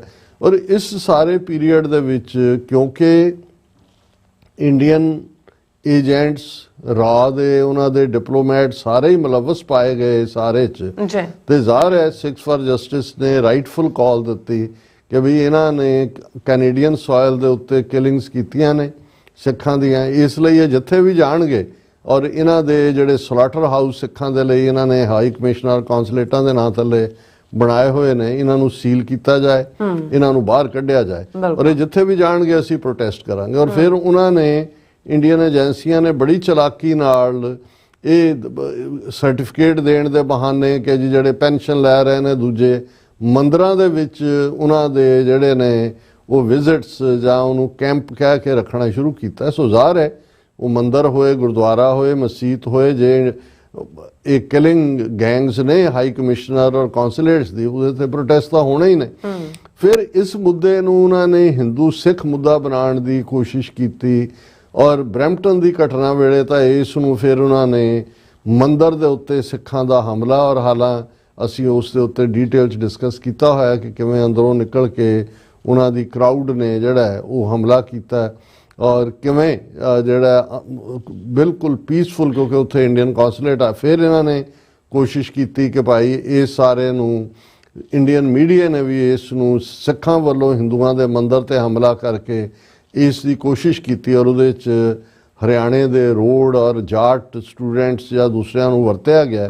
ਲੇਕਿਨ ਖਾਪ ਪੰਚਾਇਤਾਂ ਦੀ ਮੁਸਤੈਦੀ ਨੇ ਔਰ ਉੱਥੇ ਬੈਠੇ ਜਿਹੜੇ ਜਾਟ ਹੁਣ ਸਮਝਦੇ ਨੇ ਕਿ ਕਿੰਨੀ ਗੰਦੀ ਖੇਡ ਹੈ, ਕੋਈ ਉਹਦਾ ਮਾੜਾ ਰਿਐਕਸ਼ਨ ਉੱਥੇ ਨਹੀਂ ਹੋਣ ਦਿੱਤਾ। ਹੁਣ ਜਿਹੜੀ ਖਬਰ ਕਿ ਭਾਈ ਕਿਵੇਂ ਜਿਵੇਂ ਤੁਸੀਂ ਮੈਂਸ਼ਨ ਕੀਤਾ ਕਿ ਇੰਡੀਆ ਦੀ ਉਹ ਇੰਟੈਲੀਜੈਂਸ ਵਾਰ ਹੋਏ, ਮੀਡੀਆ ਰਾਹੀਂ ਨੈਗੇਸ਼ਨ ਹੋਏ, ਜਾਂ ਇਸ ਸਾਰੇ ਨੂੰ ਜਿਹੜਾ ਸਿੱਖਾਂ ਦਾ ਇੱਕ ਹੱਕ ਹੈ UN ਚਾਰਟਰ ਦੇ ਥੱਲੇ, ਇੰਟਰਨੈਸ਼ਨਲ ਲਾਅ ਦੇ ਥੱਲੇ, ਰਾਈਟ ਆਫ ਸੈਲਫ ਡਿਟਰਮੀਨੇਸ਼ਨ ਦਾ, ਉਹਨੂੰ ਮੜੀ ਕਰਨ ਦੇ ਲਈ ਕਿਵੇਂ ਫੇਕ ਅਕਾਊਂਟ ਇਸਤੇਮਾਲ ਕੀਤੇ ਜਾਂਦੇ ਨੇ, ਕਿਵੇਂ ਉਹਨਾਂ ਦਾ ਮੀਡੀਆ ਉੱਥੇ ਉਹਨਾਂ ਦਾ NDTV ਹੋਏ, ANI ਹੋਏ, ਟਾਈਮਜ਼ ਨਾਓ ਹੋਏ, ਉਹ ਕੀ ਰੋਲ ਅਦਾ ਕਰਦੇ ਨੇ। ਇਸ ਬਾਰੇ ਇੱਕ ਬੜੀ investigative story Canadian broadcasting corporation CBC news ਨੇ ਕੀਤੀ ਹੈ, ਜਿਹੜੀ ਪਿਛਲੇ 2 ਦਿਨਾਂ ਤੋਂ ਕਾਫੀ ਮੇਨ ਸਟ੍ਰੀਮ ਦੇ ਵਿੱਚ ਵੀ ਔਰ ਸਿੱਖ ਮੀਡੀਆ 'ਚ ਖਾਸ ਤੌਰ 'ਤੇ ਚਰਚਾ 'ਚ ਹੈ। ਔਰ ਉਸ ਦਾ ਉਨਵਾਨ ਹੈ bots and Indian TV push fake news about Canada in wake of Hindu temple clashes. CBC News discovered hundreds of suspicious accounts boosting misleading information from Canadian influencers. ਹੁਣ ਇਸ ਦਾ ਲੁਬੇ ਲਵਾਬ ਇਹ ਹੈ ਬੌਟ। ਹੁਣ ਬੌਟ ਦੇ ਲਈ ਮੈਂ ਵੀ ਡਿਕਸ਼ਨਰੀ ਮੀਨਿੰਗ ਇਹਦਾ ਦੇਖਿਆ ਕਿ ਬਈ ਐਗਜ਼ੈਕਟ ਕੀ ਹੈ, ਔਰ ਡਿਕਸ਼ਨਰੀ 'ਚ ਬੌਟ ਕਿਹਾ ਜਾਂਦਾ ਹੈ, ਇਹ bought is a software program that performs repetitive tasks automatically, often mimicking human behavior. ਇਹ ਜਿਵੇਂ ਆਟੋਮੈਟਿਕ ਸੌਫਟਵੇਅਰ ਹੁੰਦਾ, ਉਹਦੇ 'ਚ ਤੁਸੀਂ ਜਿਹੜਾ ਉਹ ਇੰਸਟਾਲ ਕਰਦੇ ਹੋ ਔਰ ਉਹਦੇ 'ਚ ਇਹ ਹੁੰਦਾ ਕਿ ਵੀ ਉਹ ਬਿਲਕੁਲ ਜਿਵੇਂ ਕਿ ਕੋਈ ਬੰਦਾ ਭੇਜ ਰਿਹਾ ਕਿਸੇ ਚੀਜ਼ ਨੂੰ, ਰਿਪੀਟਡਲੀ ਜਿਹੜਾ ਉਹ ਪੋਸਟ ਅੱਗੋਂ ਤੋਂ ਅੱਗੋਂ ਪੋਸਟ ਹੁੰਦੀ ਜਾਂਦੀ ਹੈ। ਔਰ ਉਹਨਾਂ ਨੇ ਜਿਹੜਾ ਇੱਕ ਸਟੈਂਡਰਡ ਡਿਜੀਟਲ ਲੈਬ ਹੈ ਉਹਦੇ 'ਚ ਉਹਨਾਂ ਨੇ ਕਿਹਾ ਵੀ ਬੌਟ ਕਿਹਨੂੰ ਕਿਹਾ ਜਾਂਦਾ ਹੈ ਅਲਟੀਮੇਟਲੀ। ਉਹਨਾਂ ਨੇ ਕਿਹਾ ਕਿ ਬਈ ਬੋਰਡ ਉਹ ਹੈ ਜਿਹਦੇ 'ਚ ਕਿ ਰਿਪੀਟਡਲੀ ਜੇ ਸਸਪੀਸ਼ੀਅਸ ਅਕਾਊਂਟ ਤੋਂ ਇੱਕ ਦਿਨ ਦੇ ਵਿੱਚ 72 ਤੋਂ ਜ਼ਿਆਦਾ ਟਵੀਟ ਜਿਹੜੇ ਨੇ ਜਾਂ ਪੋਸਟ ਰੀਪੋਸਟ ਹੁੰਦੀਆਂ ਨੇ, ਇਹਦਾ ਮਤਲਬ ਹੈ ਵੀ ਉਹ ਕੋਈ ਰੀਅਲ ਬੰਦਾ ਨਹੀਂ ਹੈ, ਉਹ ਸੌਫਟਵੇਅਰ ਇੰਸਟਾਲ ਕੀਤਾ ਹੋਇਆ ਹੈ ਔਰ ਉਹ ਆਰਟੀਫਿਸ਼ੀਅਲੀ ਜਿਹੜਾ ਕਲਿੱਕ ਕਰਕੇ ਉਹਨੂੰ ਅੱਗੇ ਭੇਜਦਾ ਜਾਂਦਾ, ਉਸ ਨੂੰ ਬੌਟ ਕਹਿੰਦੇ ਨੇ। ਹੁਣ ਇਸ ਔਰ ਬੜੀ ਡੀਟੇਲਡ ਇਨਵੈਸਟੀਗੇਟਿਵ ਸਟੋਰੀ ਹੈ ਕਿ ਕਿਵੇਂ ਉਹਨਾਂ ਨੇ ਆਪਣੇ ਇਕੱਲਾ ਇਹੀ ਨਹੀਂ ਕਿ ਇੰਡੀਅਨ ਮੀਡੀਆ ਨੇ ਜਾਂ ਇੱਥੇ ਬੈਠੇ ਇੰਡੀਅਨਸ ਨੇ ਬੌਟ ਦਾ ਸਹਾਰਾ ਲਿਆ, ਈਵਨ ਕੈਨੇਡੀਆ ਵਿਚਲੇ ਜਦੋਂ ਅਸੀਂ ਇਹ ਕਹਿੰਦੇ ਹਾਂ ਕਿ ਕੰਜ਼ਰਵੇਟਿਵ ਪਾਰਟੀ ਜਾਂ ਉਹਨਾਂ ਦੀਆਂ ਇਲੈਕਸ਼ਨਾਂ 'ਚ ਇਹਨਾਂ ਨੇ ਕੀ ਰੋਲ ਕੀਤਾ, ਕਿਵੇਂ ਉਹਦੇ 'ਚ ਉਹਨਾਂ ਨੇ ਪੈਸੇ ਵੀ ਦਿੱਤੇ, ਕੈਂਡੀਡੇਟਸ ਨੂੰ ਵੀ ਜਿਹੜਾ ਪਾਰਟੀ ਲੀਡਰਸ਼ਿਪ ਦੇ ਵਿੱਚ ਵੀ ਕ੍ਰਾਈਸਿਸ ਪੈਦਾ ਕੀਤਾ, ਉੱਥੇ ਅਸੀਂ ਇਹ ਦੇਖਦੇ ਹਾਂ ਕਿ ਜਿਹੜੇ ਕੈਨੇਡਾ ਵਿਚਲੇ ਰਾਈਟ ਵਿੰਗਰ ਨੇ, ਜਿਹੜੇ ਰੇਸਿਸਟ ਕਿਸਮ ਦੇ ਗੋਰੇ ਜਿਨ੍ਹਾਂ ਲਈ ਅਸੀਂ ਰਾਈਟ ਵਿੰਗਰ ਲਫ਼ਜ਼ ਕਹਿੰਦੇ ਹਾਂ, ਉਹਨਾਂ ਨੂੰ ਵੀ ਪੇਮੈਂਟ ਕਰਕੇ ਪੈਸੇ ਕਰਕੇ ਉਹਨਾਂ ਦੇ ਜਿਹੜੇ ਪਲੇਟਫਾਰਮ ਸੀ ਜਿਹੜੇ ਡਿਜੀਟਲ ਮੀਡੀਆ ਦੇ ਔਰ ਦੂਜੇ, ਉਹਦੇ 'ਚ ਵੀ ਇਹਨਾਂ ਬੌਟ ਨੂੰ ਯੂਜ਼ ਕੀਤਾ ਗਿਆ। ਉਹਦੇ 'ਚ ਜਿਵੇਂ ਇੱਕ ਪੋਸਟ ਕਰਵਾਈ ਗਈ ਕਿ ਜੀ ਸਿੱਖ ਜਿਹੜੇ ਨੇ ਨਗਰ ਕੀਰਤਨ ਚੱਲ ਰਿਹਾ ਔਰ ਜਿਵੇਂ ਸਿੱਖ ਕਹਿ ਰਹੇ ਹੋਣ ਕਿ ਮੁਲਕ ਹੁਣ ਸਾਡਾ ਹੈ, ਜੇ ਗੋਰੇ ਜਿਹੜੇ ਨੇ ਜਾਣਾ ਚਾਹੁੰਦੇ ਨੇ ਇੱਥੋਂ ਚਲੇ ਜਾਣ। ਹਾਲਾਂਕਿ ਉਹ ਬਾਅਦ ਸਾਹਮਣੇ ਆਇਆ ਕਿ ਬਿਲਕੁਲ ਫੇਕ ਸੀ, ਉਸ ਦਾ ਕੋਈ ਨਗਰ ਕੀਰਤਨ ਲਾਗਾ ਦੇਗਾ ਨਹੀਂ ਸੀ, ਕੋਈ ਸਿੱਖ ਨਾਰੇ ਨਹੀਂ ਸੀ ਲਾ ਰਹੇ। ਹੁਣ ਉਹਦੇ ਥੱਲੇ ਹਜ਼ਾਰਾਂ ਕਮੈਂਟ ਜਿਹੜੇ ਸਿੱਖਾਂ ਦੇ ਖਿਲਾਫ ਨਫ਼ਰਤ ਭਰੇ ਆਏ ਔਰ ਉਸ ਗੋਰੇ ਨੇ ਜਿਸ ਦੇ ਰਾਹੀਂ ਜਿਹਦੇ ਪਲੇਟਫਾਰਮ ਤੇ ਹੋਇਆ, ਉਹ ਆਲਰੇਡੀ ਉਹਨੇ ANI ਔਰ ਇੰਡੀਆ ਦੇ ਕਈ ਮੀਡੀਆ ਨੂੰ ਇਹਨਾਂ ਪਿਛਲੇ ਵਰ੍ਹਿਆਂ ਦੇ ਵਿੱਚ ਪੇਡ ਇੰਟਰਵਿਊ ਦਿੱਤੇ ਸੀ। ਇਹ ਮੈਂ ਨਹੀਂ ਕਹਿ ਰਿਹਾ, ਇਹ CBC ਦੀ ਇਨਵੈਸਟੀਗੇਟਿਵ ਸਟੋਰੀ ਹੈ ਕਿ ਭਾਈ ਕਿਵੇਂ CBC ਨੇ ਦੇਖਿਆ ਕਿ ਸੈਂਕੜਿਆਂ ਇਸ ਕਿਸਮ ਦੇ ਅਕਾਊਂਟ ਜਿਨ੍ਹਾਂ ਨੇ ਕੋਈ ਸਿੱਖਾਂ ਨੇ ਮੰਦਰ ਤੇ ਹਮਲਾ ਨਹੀਂ ਸੀ ਕੀਤਾ, ਪਰ ਇਸ ਖਬਰ ਨੂੰ ਇੰਨੀ ਤੇਜ਼ੀ ਦੇ ਨਾਲ ਸਰਕੂਲੇਟ ਕੀਤਾ ਗਿਆ ਔਰ ਬੌਟ ਦਾ ਸਹਾਰਾ ਲੈ ਕੇ, ਫੇਕ ਅਕਾਊਂਟ ਅਸੀਂ ਉਹਨੂੰ ਕਹਿ ਸਕਦੇ, ਔਰ ਇੰਡੀਅਨ ਮੇਨ ਸਟ੍ਰੀਮ ਮੀਡੀਆ ਦਾ ਦੁਨੀਆ ਭਰ ਦੇ ਵਿੱਚ ਫੈਲਾ ਦਿੱਤਾ ਗਿਆ ਕਿ ਜਿਵੇਂ ਸਿੱਖ ਹਮਲਾਵਰ ਨੇ। ਹੁਣ CBC ਨੇ ਐਜ਼ ਏ ਸੈਂਪਲਿੰਗ ਜਿਹੜੇ ਮੀਡੀਆ ਇਨਫਲੂਐਂਸਰ ਨੇ ਕੈਨੇਡਾ ਦੇ 3 ਉਹ ਅਕਾਊਂਟ ਚੁਣੇ ਜਿਨ੍ਹਾਂ ਰਾਹੀਂ ਇਹ ਬੌਟ ਔਰ ਇਹ ਖਬਰ ਫੈਲਾਈ ਗਈ। 3 ਉਹਨਾਂ ਨੇ ਪ੍ਰੋ ਖਾਲਿਸਤਾਨ ਜਿਹੜੇ ਸੀ ਉਹ ਚੁਣੇ ਔਰ ਉਹਨਾਂ ਨੇ ਕਿਹਾ ਵੀ ਪ੍ਰੋ ਖਾਲਿਸਤਾਨ ਵਾਲਿਆਂ ਨੇ ਭਾਵੇਂ ਨੈਰੇਟਿਵ ਤਾਂ ਦਿੱਤਾ ਕਿ ਵੀ ਮੰਦਰ ਜਿਹੜੇ ਨੇ ਇਹਨਾਂ ਦੇ ਵਿੱਚ ਸਪਾਈਂਗ ਨੈਟਵਰਕ ਹੈ, ਹਾਈ ਕਮਿਸ਼ਨ ਇਹ ਉਹ ਜਿਹੜੇ ਅਨਵੈਰੀਫਾਈਡ ਸੀ, ਉਹਨਾਂ ਦੇ ਕੋਲ ਕੋਈ ਸਬੂਤ ਨਹੀਂ ਨੇ, ਲੇਕਿਨ ਬੌਟਸ ਜਾਂ ਦੂਜਿਆਂ ਦਾ ਉਹਨਾਂ ਨੇ ਸਹਾਰਾ ਨਹੀਂ ਲਿਆ।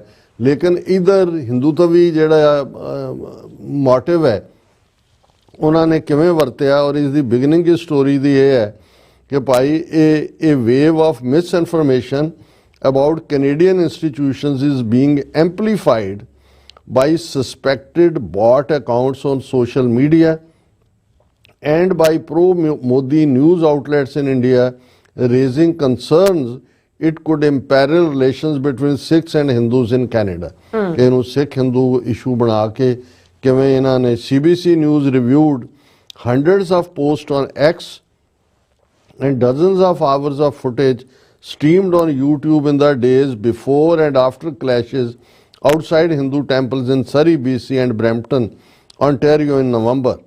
The analysis identified several posts containing misleading and inflammatory comments about the Khalistan movement कि भाई इन्ने ज़्यादा बॉट छड़े हुए ने, इन्नी ज़्यादा गलत जानकारी खालिस्तान दी मूवमेंट बारे है।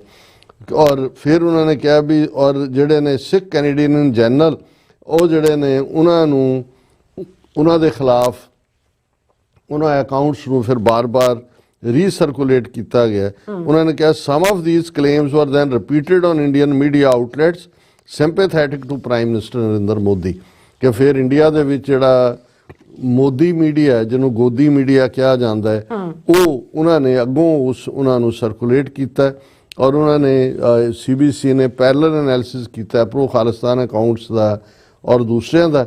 ਫਿਰ ਉਹਨਾਂ ਨੇ ਕਿਹਾ ਕਿ ਬਈ ਈਵਨ ਇਸ ਨੂੰ ਦੇ ਵਿੱਚ ਉਹਨਾਂ ਨੇ ਕੈਨੇਡੀਅਨ ਸਿਕਿਉਰਿਟੀ ਇੰਟੈਲੀਜੈਂਸ ਸਰਵਿਸ ਸੀਸਸ ਦੇ ਇੱਕ ਡਾਇਰੈਕਟਰ ਨੂੰ ਸਾਬਕਾ ਵਾਰਡ ਐਲਕੌਕ ਨੂੰ ਕੋਟ ਕੀਤਾ ਹੈ।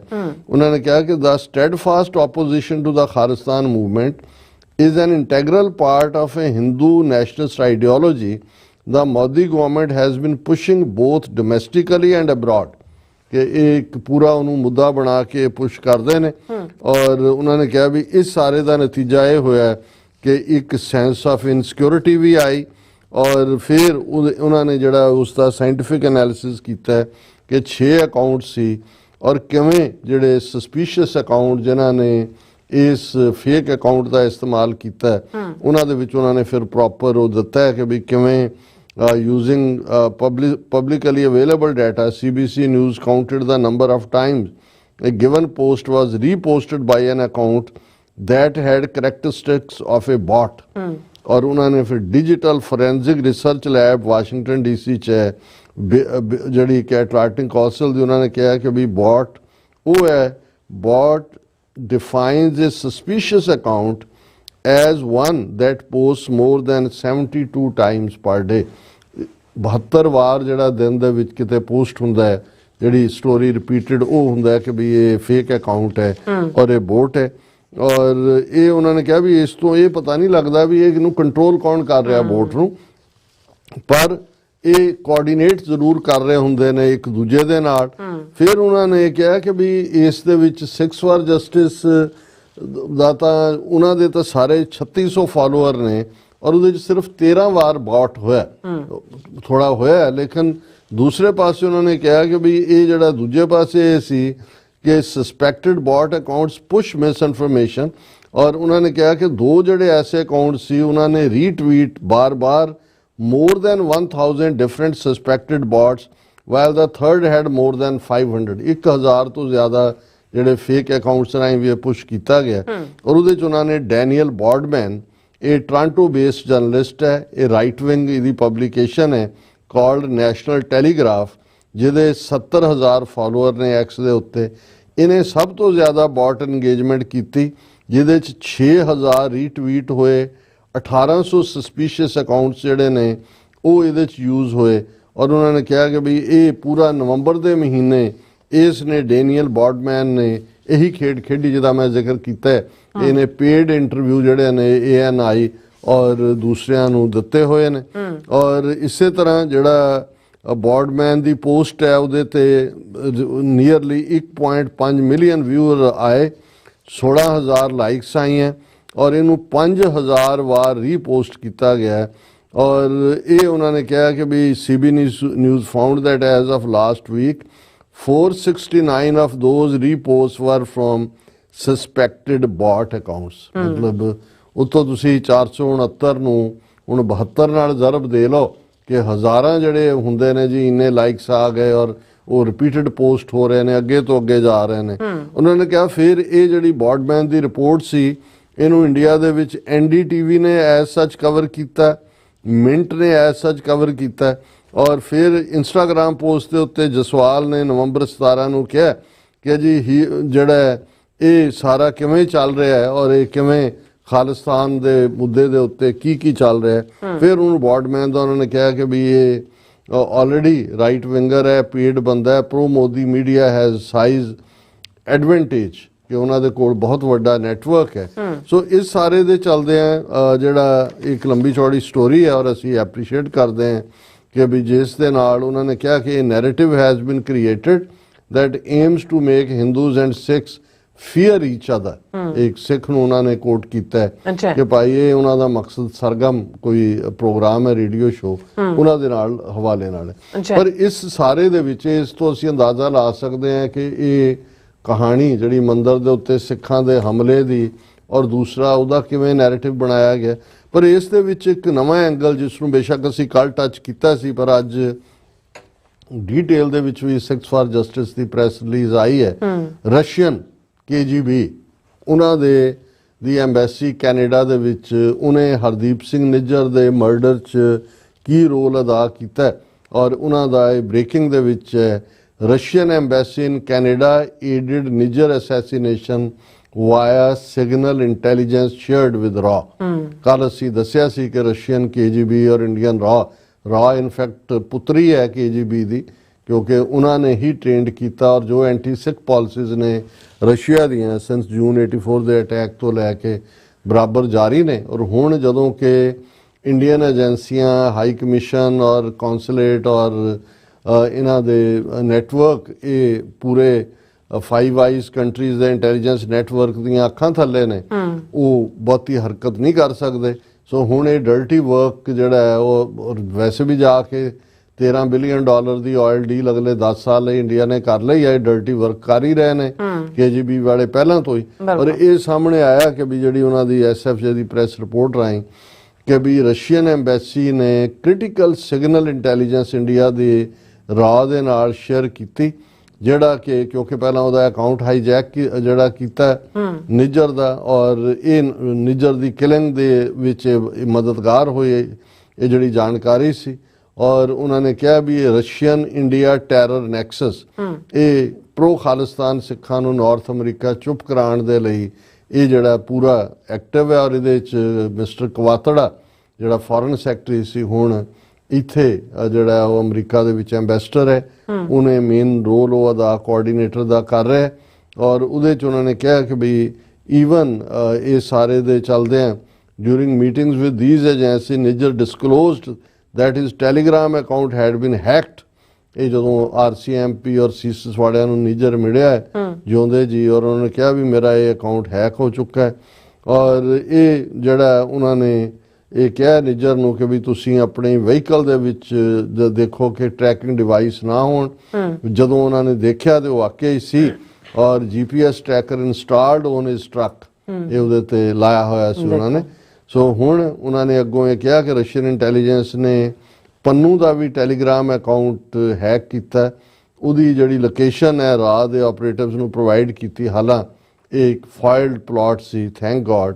ਔਰ ਫਿਰ ਉਹਨਾਂ ਨੇ ਕਿਹਾ ਕਿ ਵੀ ਈਵਨ ਐਡੀਸ਼ਨਲੀ ਦਸੰਬਰ 2024 ਦੇ ਵਿੱਚ ਜਿਵੇਂ US ਸਾਈਬਰ ਸਿਕਿਉਰਿਟੀ ਫਰਮ ਨੇ ਵੈਰੀਫਾਈ ਕੀਤਾ ਕਿ ਪੰਨੂ ਦਾ ਸਮਾਰਟਫੋਨ ਵੀ ਜਿਹੜਾ ਹੈ ਉਹ ਸੋਫਿਸਟੀਕੇਟ ਸਪਾਈਵੇਅਰ ਦੇ ਨਾਲ ਜਿਹੜਾ ਉਸ ਨੂੰ ਹੈਕ ਕੀਤਾ ਹੋਇਆ, ਔਰ ਉਹਦੀਆਂ ਡੇਲੀ ਮੂਵਮੈਂਟਸ ਜਿਹੜੀਆਂ ਨੇ ਉਹ ਨੋਨ ਨੇ ਇਹਨਾਂ ਨੂੰ। ਔਰ ਇਹ ਪੰਨੂ ਹੋਰਾਂ ਨੇ ਇਹ FBI ਨੂੰ ਵੀ ਜਿਹੜਾ ਇਸ ਬਾਰੇ ਜਾਣਕਾਰੀ ਦਿੱਤੀ ਹੈ। ਔਰ ਇਸ ਦੇ ਚੱਲਦਿਆਂ ਕਾਲ ਦਿੱਤੀ ਹੈ SFJ ਨੇ ਕਿ ਜਿਹੜਾ ਇੰਡੀਆ ਦਾ ਐਂਬੈਸਡਰ ਹੈ ਯੂਨਾਈਟਿਡ ਸਟੇਟਸ ਵਿਨੇ ਮੋਹਨ ਕਵਾਤੜਾ ਤੇ ਰਸ਼ੀਅਨ ਐਂਬੈਸਡਰ ਹੈ ਕੈਨੇਡਾ ਦੇ ਵਿੱਚ ਮਿਸਟਰ ਓਲੇਗ ਸਟੈਪਨੋਵ, ਇਹ ਜੁਆਇੰਟਲੀ ਸਰਵੇਲੈਂਸ ਕਰ ਰਹੇ ਨੇ, ਜੁਆਇੰਟਲੀ ਕੰਮ ਕਰ ਰਹੇ ਨੇ ਸਿੱਖਾਂ ਦੇ ਖਿਲਾਫ। ਸਪਾਈ ਨੈਟਵਰਕ ਹੈ ਇਹਨਾਂ ਦਾ, ਮੋਨੀਟਰ ਤੇ ਸੁਪਰੈਸ ਕਰਨ ਲਈ ਖਾਲਿਸਤਾਨ ਮੂਵਮੈਂਟ ਨੂੰ। ਉਹਨਾਂ ਨੇ $25,000 ਦਾ ਇਨਾਮ ਅਨਾਉਂਸ ਕੀਤਾ ਕਿ ਜਿਹੜਾ ਇਹਨਾਂ ਦੀ ਜਿਹੜੀਆਂ ਪਬਲਿਕ ਐਨਗੇਜਮੈਂਟਸ ਨੇ ਕਿੱਥੇ ਕਿੱਥੇ ਇਹਨਾਂ ਨੇ ਜਾਣਾ ਤਾਂ ਕਿ ਇਹਨਾਂ ਦੇ ਖਿਲਾਫ ਪੀਸਫੁਲ ਪ੍ਰੋਟੈਸਟ ਹੋਣ, ਇਹ ਜਿਹੜਾ ਉਹਨਾਂ ਨੇ ਇਨਾਮ ਐਲਾਨਿਆ। ਔਰ ਉਹਨਾਂ ਨੇ ਕਿਹਾ ਕਿ ਵੀ ਅਸੀਂ ਜਿਹੜਾ pro Khalistan Sikhs will hold Indian and Russian ambassadors accountable for their roles in violent attacks on Sikh activists in Canada and US। ਔਰ ਇਸ ਨੂੰ ਵੀ ਹੁਣ ਇੰਡੀਅਨ ਮੀਡੀਆ ਨੇ ਰਸ਼ੀਅਨਸ ਨੂੰ ਧਮਕੀ ਔਰ ਦੂਜੇ ਤੀਜੇ ਇਸ ਦੇ ਉੱਤੇ ਨਿਊਜ਼ 18 ਨੇ ਖਬਰ ਲਾਈ ਹੈ ਕਿ ਵੀ ਇਹ ਦੇਖੋ ਹੁਣ ਰਸ਼ੀਅਨ ਦੇ ਉੱਤੇ ਵੀ ਇਲਜ਼ਾਮ ਹੈ ਕਿ ਉਹਨਾਂ ਨੇ ਟੈਲੀਗ੍ਰਾਮ ਅਕਾਊਂਟ ਹੈਕ ਕੀਤਾ। ਔਰ ਦੂਸਰਾ ਸੋ ਅਸੀਂ ਸਮਝਦੇ ਹਾਂ ਵੀ ਇਹ ਇੱਕ ਨਵਾਂ ਐਂਗਲ ਜਿਹੜਾ ਬੇਸ਼ੱਕ ਇਹ ਟੈਲੀਗ੍ਰਾਮ ਔਰ ਦੂਸਰਾ ਜਿਹੜਾ ਟੈਲੀਗ੍ਰਾਫ ਸਿਗਨਲ ਹੈਕ ਤਾਂ 1.5 ਸਾਲ ਪਹਿਲਾਂ ਹੋਇਆ, ਲੇਕਿਨ ਇਹ ਹੁਣ ਲਿੰਕ ਜਿਹੜਾ ਹੈ ਇਹ ਸਥਾਪਿਤ ਹੋ ਰਿਹਾ ਹੈ। ਜੀ ਡਾਕਟਰ ਸਾਹਿਬ ਤੁਹਾਡਾ ਬਹੁਤ ਬਹੁਤ ਸ਼ੁਕਰੀਆ। ਸੋ ਇੱਥੇ ਬ੍ਰੇਕ ਤੇ ਜਾਣ ਤੋਂ ਪਹਿਲਾਂ ਅਸੀਂ ਦਰਸ਼ਕਾਂ ਤੇ ਸਰੋਤਿਆਂ ਨੂੰ ਅਪੀਲ ਤੇ ਬੇਨਤੀ ਕਰਦੀ ਹੈ ਵਿਊਅਰਸ, ਜਿਸ ਤਰ੍ਹਾਂ ਕਿ ਤੁਸੀਂ ਜਾਣਦੇ ਹੋ ਕਿ TV 84 ਹੱਕ ਸੱਚ ਇਨਸਾਫ ਦੀ ਆਵਾਜ਼ ਬੁਲੰਦ ਕਰ ਰਿਹਾ ਹੈ। ਇਹ ਆਵਾਜ਼ ਤੁਹਾਡੇ ਪਿਆਰ ਸਦਕਾ, ਤੁਹਾਡੇ ਵਿਸ਼ਵਾਸ ਸਦਕਾ, ਤੁਹਾਡੇ ਡੋਨੇਸ਼ਨ ਸਦਕਾ ਹੀ ਹੋ ਸਕਦੀ ਹੈ। ਸੋ ਅਸੀਂ ਚਾਹਾਂਗੇ ਕਿ ਤੁਸੀਂ TV 84 ਦੀ ਚੜ੍ਹਦੀ ਕਲਾ ਲਈ ਵੱਧ ਤੋਂ ਵੱਧ ਡੋਨੇਟ ਕਰੋ। ਡੋਨੇਟ ਕਰਨ ਲਈ ਸਾਡੀ ਵੈਬਸਾਈਟ tv84.tv ਤੇ ਜਾ ਕੇ PayPal ਦੀ ਵਰਤੋਂ ਕਰਕੇ 1 ਟਾਈਮ ਡੋਨੇਟ ਕਰ ਸਕਦੇ ਹੋ, ਮੰਥਲੀ ਡੋਨੇਟ ਵੀ ਕਰ ਸਕਦੇ ਹੋ। ਤੁਸੀਂ TV 84 ਦੇ ਨਾਮ ਤੇ ਚੈੱਕ ਬਣਾ ਕੇ ਸਾਨੂੰ ਮੇਲ ਵੀ ਕਰ ਸਕਦੇ ਹੋ ਸਾਡੇ ਇਸ ਪਤੇ ਤੇ 36-01 37th Avenue Long Island City New York 11101 USA, ਜਾਂ ਫਿਰ ਤੁਸੀਂ ਸਾਨੂੰ ਫੋਨ ਰਾਹੀਂ ਵੀ ਸੰਪਰਕ ਕਰ ਸਕਦੇ ਹੋ 516661911984। ਤੁਸੀਂ ਸਾਨੂੰ ਈਮੇਲ ਵੀ ਕਰ ਸਕਦੇ ਹੋ info@tv84.tv ਤੇ। ਅਸੀਂ ਤੁਹਾਡੇ ਤਹਿ ਦਿਲ ਤੋਂ ਸ਼ੁਕਰਗੁਜ਼ਾਰ ਹੋਵਾਂਗੇ। ਇਸ ਵਕਤ ਲੈਣੇ ਬ੍ਰੇਕ। ਵਿਊਅਰਸ ਤੁਸੀਂ ਇਸੇ ਤਰ੍ਹਾਂ ਬਣੇ ਰਹਿਣਾ, ਮਿਲਦੇ ਹਾਂ ਆਫਟਰ ਦਿਸ ਸ਼ਾਰਟ ਬ੍ਰੇਕ।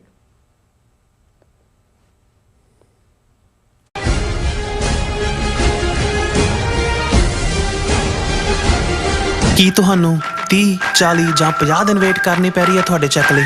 ਫਿਰ ਬ੍ਰੋਕਰਾਂ ਪਿੱਛੇ ਭੱਜਦੇ ਫਿਰਦੇ ਹੋ ਪੈਸੇ ਲਈ।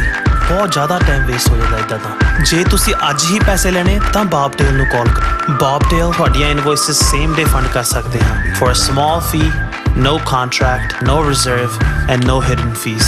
ਅੱਜ ਹੀ ਕਾਲ ਕਰੋ ਬੌਬਟੇਲ ਨੂੰ ਤੇ ਤੁਹਾਡਾ ਪਹਿਲਾ ਮਹੀਨਾ ਫ੍ਰੀ। 410 204 2084 ਅਗੇਨ 410 204 2084।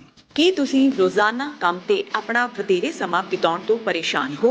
ਆਪਣੀ ਪੂੰਜੀ ਨੂੰ ਕੰਮ ਤੇ ਲਗਾਓ, ਸਾਡੇ ਨਾਲ ਇਨਵੈਸਟ ਕਰੋ।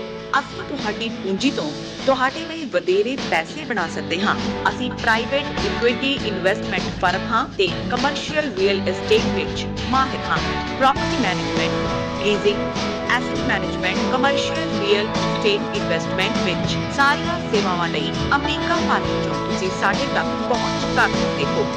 ਆਜ਼ਾਦ ਕਮਰਸ਼ੀਅਲ ਰੀਅਲਟੀ ਸਰਵਿਸਿਜ਼ ਤੇ Azad family trust 701 post road, suite number 204, Houston, Texas. ਤੁਸੀਂ ਸਾਨੂੰ ਸਾਡੇ ਫੋਨ ਨੰਬਰ 7136861277 ਤੇ ਸੰਪਰਕ ਕਰ ਸਕਦੇ ਹੋ। Azad commercial realty services.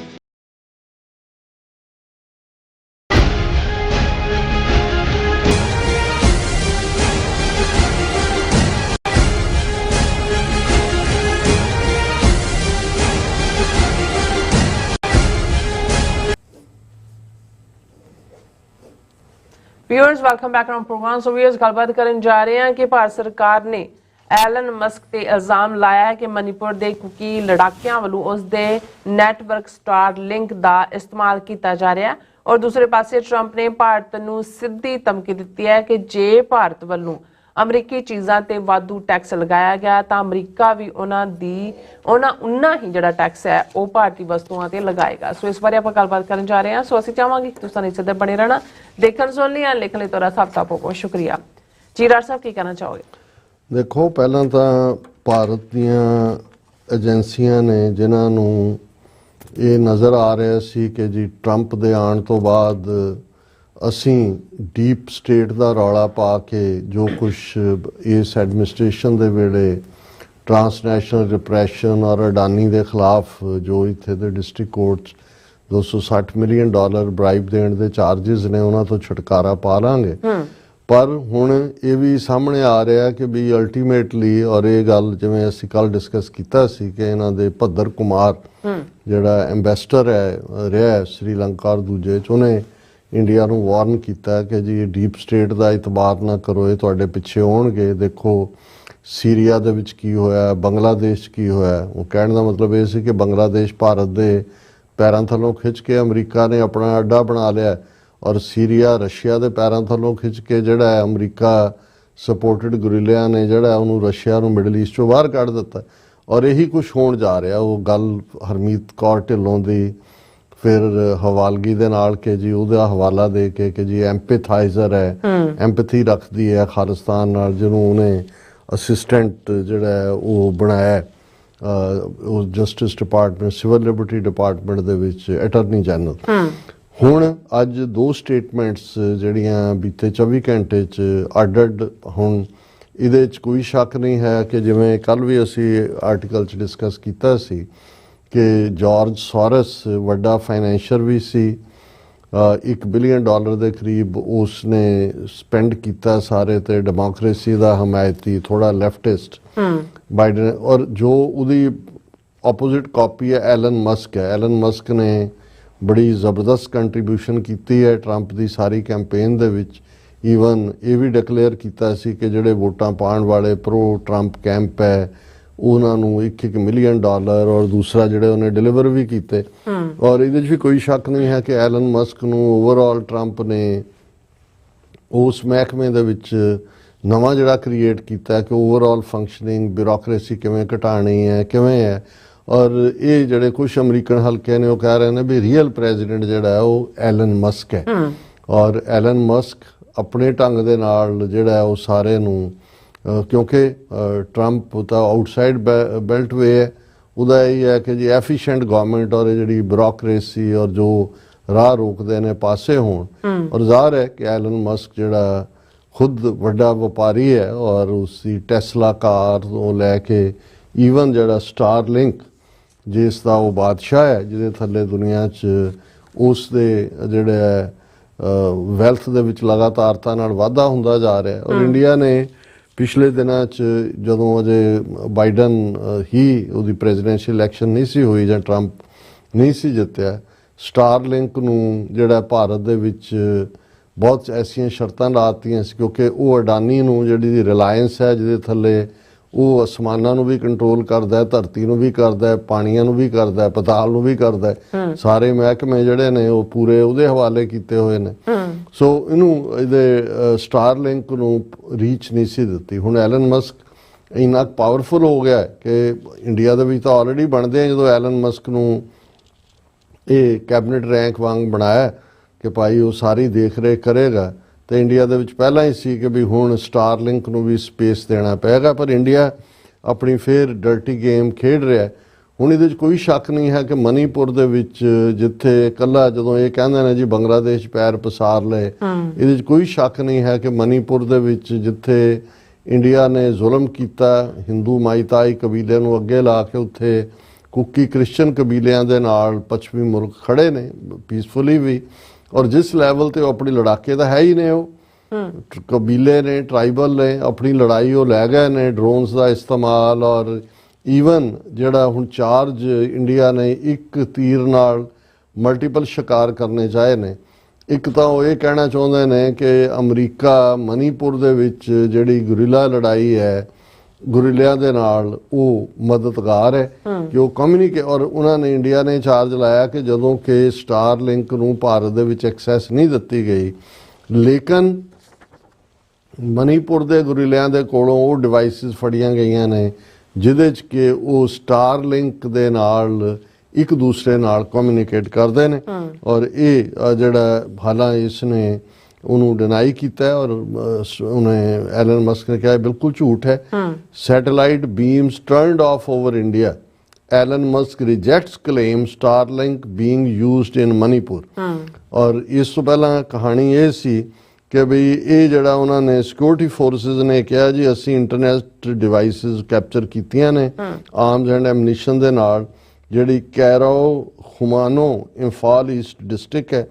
ਔਰ ਜਿਹੜੀ ਇੰਡੀਅਨ ਆਰਮੀ ਦੀ ਸਪੀਅਰ ਕਾਰਪਸ ਨੇ ਜਿਨ੍ਹਾਂ ਨੇ ਫੋਟੋ ਸ਼ੇਅਰ ਕੀਤੀਆਂ ਨੇ, ਜਿਹੜੀਆਂ ਆਈਟਮਸ ਫੜੀਆਂ ਗਈਆਂ ਉਹਨਾਂ ਦੇ ਵਿੱਚ seized on X and social media users are quick to note that one of the devices had a Starlink logo on it। ਕਿ ਜਿਹੜੀਆਂ ਡਿਵਾਈਸਿਸ ਫੜੀਆਂ ਉਹਨਾਂ 'ਚ ਇੱਕ ਦੇ ਉੱਤੇ ਸਟਾਰਲਿੰਕ ਦਾ ਲੋਗੋ ਲੱਗਾ ਹੋਇਆ ਹੈ। ਔਰ ਫਿਰ ਉਹਨਾਂ ਨੇ ਕਿਹਾ ਕਿ ਵੀ ਇਹ ਜਿਹੜਾ ਸਟਾਰਲਿੰਕ ਹੈ is being used by terrorists, hope Elon Musk looks into it and help control misuse of this technology।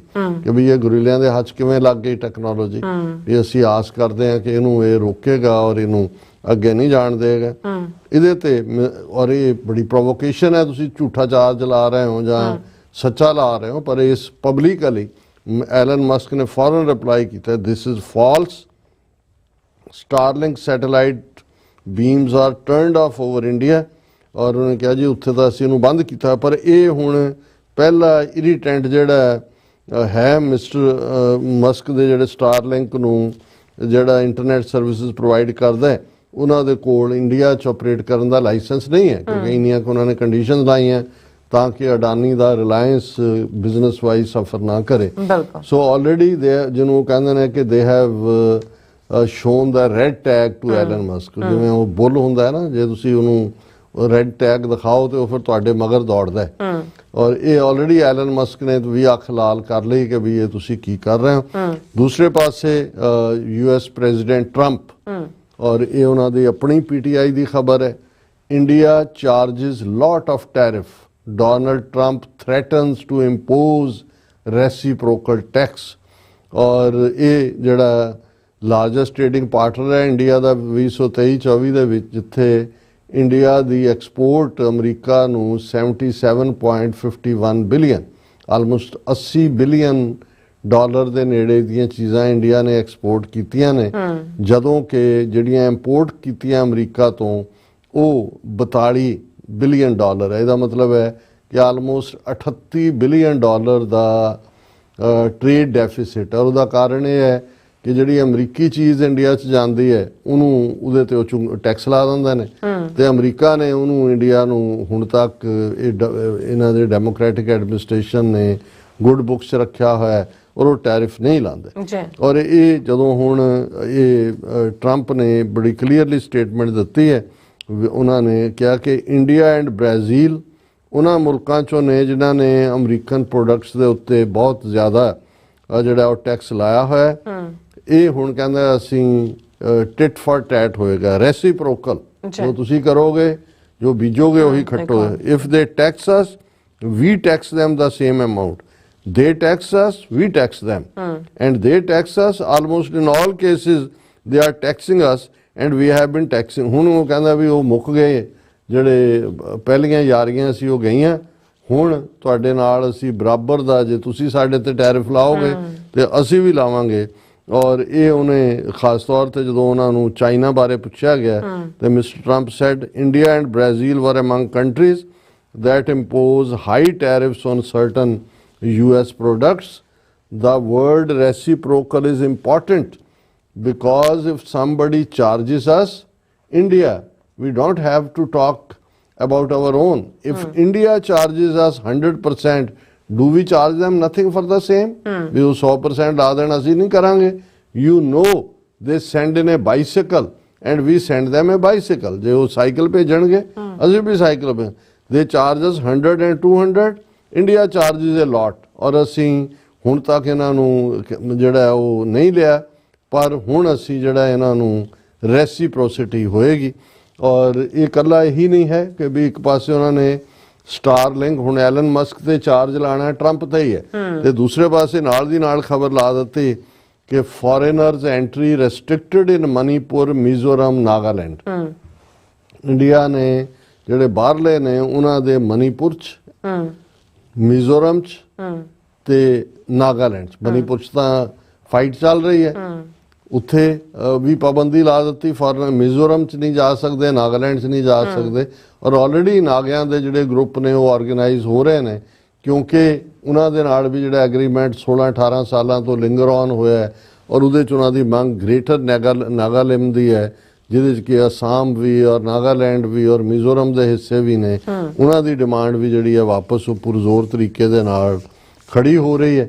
ਸੋ ਅਸੀਂ ਸਮਝਦੇ ਹਾਂ ਵੀ ਇਹ ਟਰੰਪ ਨੇ ਵੀ ਔਰ ਐਲਨ ਮਸਕ ਨੇ ਵੀ ਇੰਡੀਆ ਨੂੰ ਠੀਕ ਮੈਸੇਜ ਦਿੱਤਾ ਹੈ। ਜੀ ਰਾਜ ਸਾਹਿਬ, ਤੁਹਾਡਾ ਬਹੁਤ ਬਹੁਤ ਸ਼ੁਕਰੀਆ। ਸੋ ਇੱਥੇ ਲੈਣਾ ਬ੍ਰੇਕ। ਵਿਊਅਰਸ ਤੁਸੀਂ ਇਸੇ ਤਰ੍ਹਾਂ ਬਣੇ ਰਹਿਣਾ, ਮਿਲਦੇ ਹਾਂ after this short break.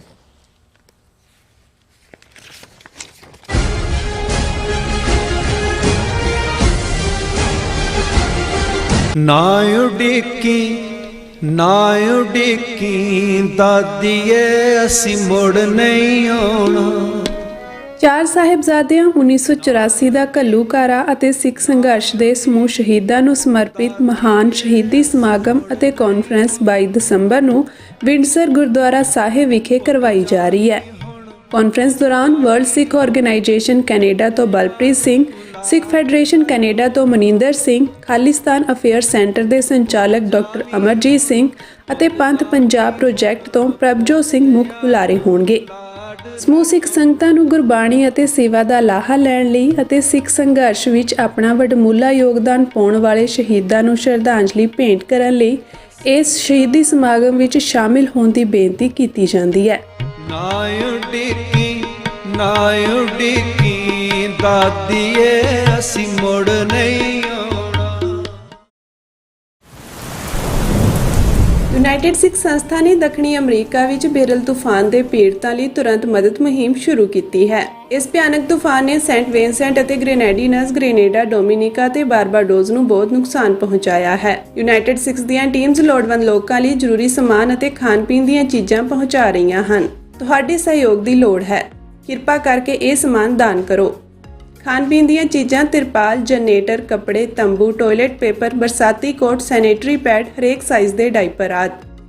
Donate ਕਰਨ ਲਈ contact@united6.org ਤੇ ਸੰਪਰਕ ਕਰੋ।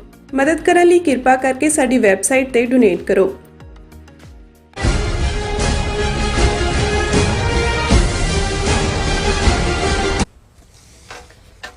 ਦਰਸ਼ਕੋ ਬ੍ਰੇਕ ਤੋਂ ਬਾਅਦ ਤੁਹਾਡਾ ਸਭ ਦਾ ਭਰਪੂਰ ਸਵਾਗਤ ਹੈ। ਸੋ ਵੀਅਰਸ, ਗੱਲਬਾਤ ਕਰਨ ਜਾ ਰਹੇ ਹਾਂ ਕਿ ਅਜੀਤ ਡੋਵਾਲ ਜਿਹੜੇ ਅੱਜ ਕੱਲ੍ਹ ਚੀਨ ਅੱਗੇ ਸਿਰ ਨਵਾਉਣ ਲਈ ਚੀਨ ਦੇ ਦੌਰੇ ਤੇ ਨੇ, ਔਰ ਜਿਹੜਾ ਭਾਰਤ ਕੱਲ ਤੱਕ ਚੀਨ ਨੂੰ ਅੱਖਾਂ ਦਿਖਾ ਰਿਹਾ ਸੀ, ਉਸਨੇ ਬਾਰਡਰ ਇਸ਼ੂ ਸਮੇਤ ਸਾਰੇ ਮੁੱਦਿਆਂ ਤੇ ਚੀਨ ਸਾਹਮਣੇ ਪੂਰਨ ਸਮਰਪਿਤ ਜਿਹੜਾ ਹੈ ਉਹ ਕਰ ਦਿੱਤਾ ਹੈ, ਔਰ ਲੱਗਦਾ ਹੈ ਕਿ ਰੂਸ ਦੇ ਅੱਗੇ ਤਾਂ ਭਾਰਤ ਪਹਿਲਾਂ ਹੀ ਗੋਡੇ ਟੇਕ ਚੁੱਕਾ ਹੈ।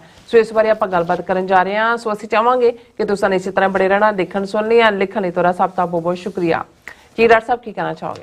ਦੇਖੋ, ਜਦੋਂ ਵੀ ਭਾਰਤ ਚੀਨ ਸਬੰਧਾਂ ਦੀ ਗੱਲ ਹੁੰਦੀ ਹੈ, ਖਾਸ ਤੌਰ ਤੇ ਪਿਛਲੇ 4 ਸਾਲ ਤੋਂ, ਕਿਉਂਕਿ ਜੂਨ ਦੇ ਮਹੀਨੇ 'ਚ ਗਲਵਾਨ ਦੇ ਵਿੱਚ ਪਹਿਲਾ ਟਕਰਾਅ, ਇਹ ਉਹ ਪੀਰੀਅਡ ਸੀ ਜਦੋਂ ਆਲਮੋਸਟ ਕੋਵਿਡ ਦੀ ਸ਼ੁਰੂਆਤ ਹੋ ਚੁੱਕੀ ਸੀ। ਅਪ੍ਰੈਲ ਮਹੀਨੇ 'ਚ ਪਹਿਲਾ ਕੇਸ ਆਉਣਾ ਸ਼ੁਰੂ ਹੋਇਆ। ਇੰਡੀਆ ਨੇ ਦਿਲਵਦੀ ਕਰਨ ਦੀ ਕੋਸ਼ਿਸ਼ ਕੀਤੀ। ਚਾਈਨਾ ਨੇ ਇਹਨਾਂ ਦੇ 20-21 ਸੋਲਜਰ, ਇਹਨਾਂ 'ਚ ਆਫੀਸਰ ਵੀ ਸੀ ਕਮਾਂਡਿੰਗ, ਉਹਨੂੰ ਮਾਰਿਆ। ਕੁਝ ਜਿਹੜੇ ਨੇ ਉਹ ਪ੍ਰਿਜ਼ਨਰ ਆਫ ਵਾਰ ਬਣਾਏ, ਜਿਹੜੇ 2-3 ਦਿਨ ਬਾਅਦ ਵਾਪਸ ਕੀਤੇ। ਔਰ ਉਸ ਤੋਂ ਬਾਅਦ ਇਹ ਗੱਲ ਇਕੱਲੀ ਗਲਵਾਨ ਵੈਲੀ ਤੱਕ ਨਹੀਂ, ਫਿਰ ਪੈਂਗੋਂਗ ਸੋ ਲੇਕ ਔਰ ਡੈਪਸੋਂਗ, ਉਸ ਦੇ ਵਿੱਚ ਵੀ ਉਹਨਾਂ ਨੇ ਕਿੰਨੇ ਜਿਹੜੇ ਇਹਨਾਂ ਦੇ ਪੁਆਇੰਟ ਸੀ, ਜਿਹਦੇ 'ਚ ਕਿ ਪੈਟਰੋਲਿੰਗ ਪੁਆਇੰਟ ਜਿਹਨਾਂ ਨੂੰ ਕਿਹਾ ਜਾਂਦਾ, ਜਿਹਦੇ 'ਚ ਇੰਡੀਅਨ ਆਰਮੀ ਆ ਜਾ, ਉਹਦੇ 'ਤੇ ਉਹਨਾਂ ਨੇ ਆਪਣੀਆਂ ਪੋਸਟਾਂ ਬਣਾ ਦਿੱਤੀਆਂ। ਔਰ ਇਹਨਾਂ ਦੀ ਜਿਹੜੀਆਂ ਚਾਰਗਾਹਾਂ ਵੀ ਸੀ, ਕਿਉਂਕਿ ਉਸ ਇਲਾਕੇ ਦੇ ਲੋਕ ਜਿੱਥੇ ਆਪਣੇ ਡੰਗਰਾਂ ਨੂੰ ਇੱਧਰ ਉੱਧਰ ਲੈ ਜਾਂਦੇ ਸੀ, ਉਹ ਸਾਰਾ ਪਾਰਟ ਬਲੌਕ ਕਰ ਦਿੱਤਾ। ਔਰ ਜੇ ਇਹਨਾਂ ਦੇ ਆਪਣੇ ਆਈਡੀਆਲੋਗ ਸੁਬਰਾਮਨੀਅਮ ਸਵਾਮੀ, ਜਿਹੜਾ ਇੱਕ ਪੱਕਾ ਹਿੰਦੂ ਤਵੀ ਔਰ ਵੱਡਾ ਇੱਕ ਇਹਨਾਂ ਦਾ ਥਿੰਕਰ ਹੈ, ਉਸ ਦਾ ਕਹਿਣਾ ਹੈ ਕਿ 4000 ਸਕੁਅਰ ਕਿਲੋਮੀਟਰ ਟੈਰੀਟਰੀ ਚਾਈਨਾ ਨੇ ਜਿਹੜੀ ਹੈ ਭਾਰਤ ਦੀ ਖੋਈ ਹੈ, ਜਿਹੜੀ ਕੋਈ ਬਫਰ ਜ਼ੋਨ ਸੀ, ਕੋਈ ਪੈਟਰੋਲਿੰਗ ਪੁਆਇੰਟ ਸੀ, ਕੋਈ ਅਦਰਵਾਈਜ਼ ਜਿਹੜੀ ਹੈ ਉਹ ਭਾਰਤੀ ਦਾਅਵਾ ਸੀ ਉਸ ਦੇ ਉੱਤੇ।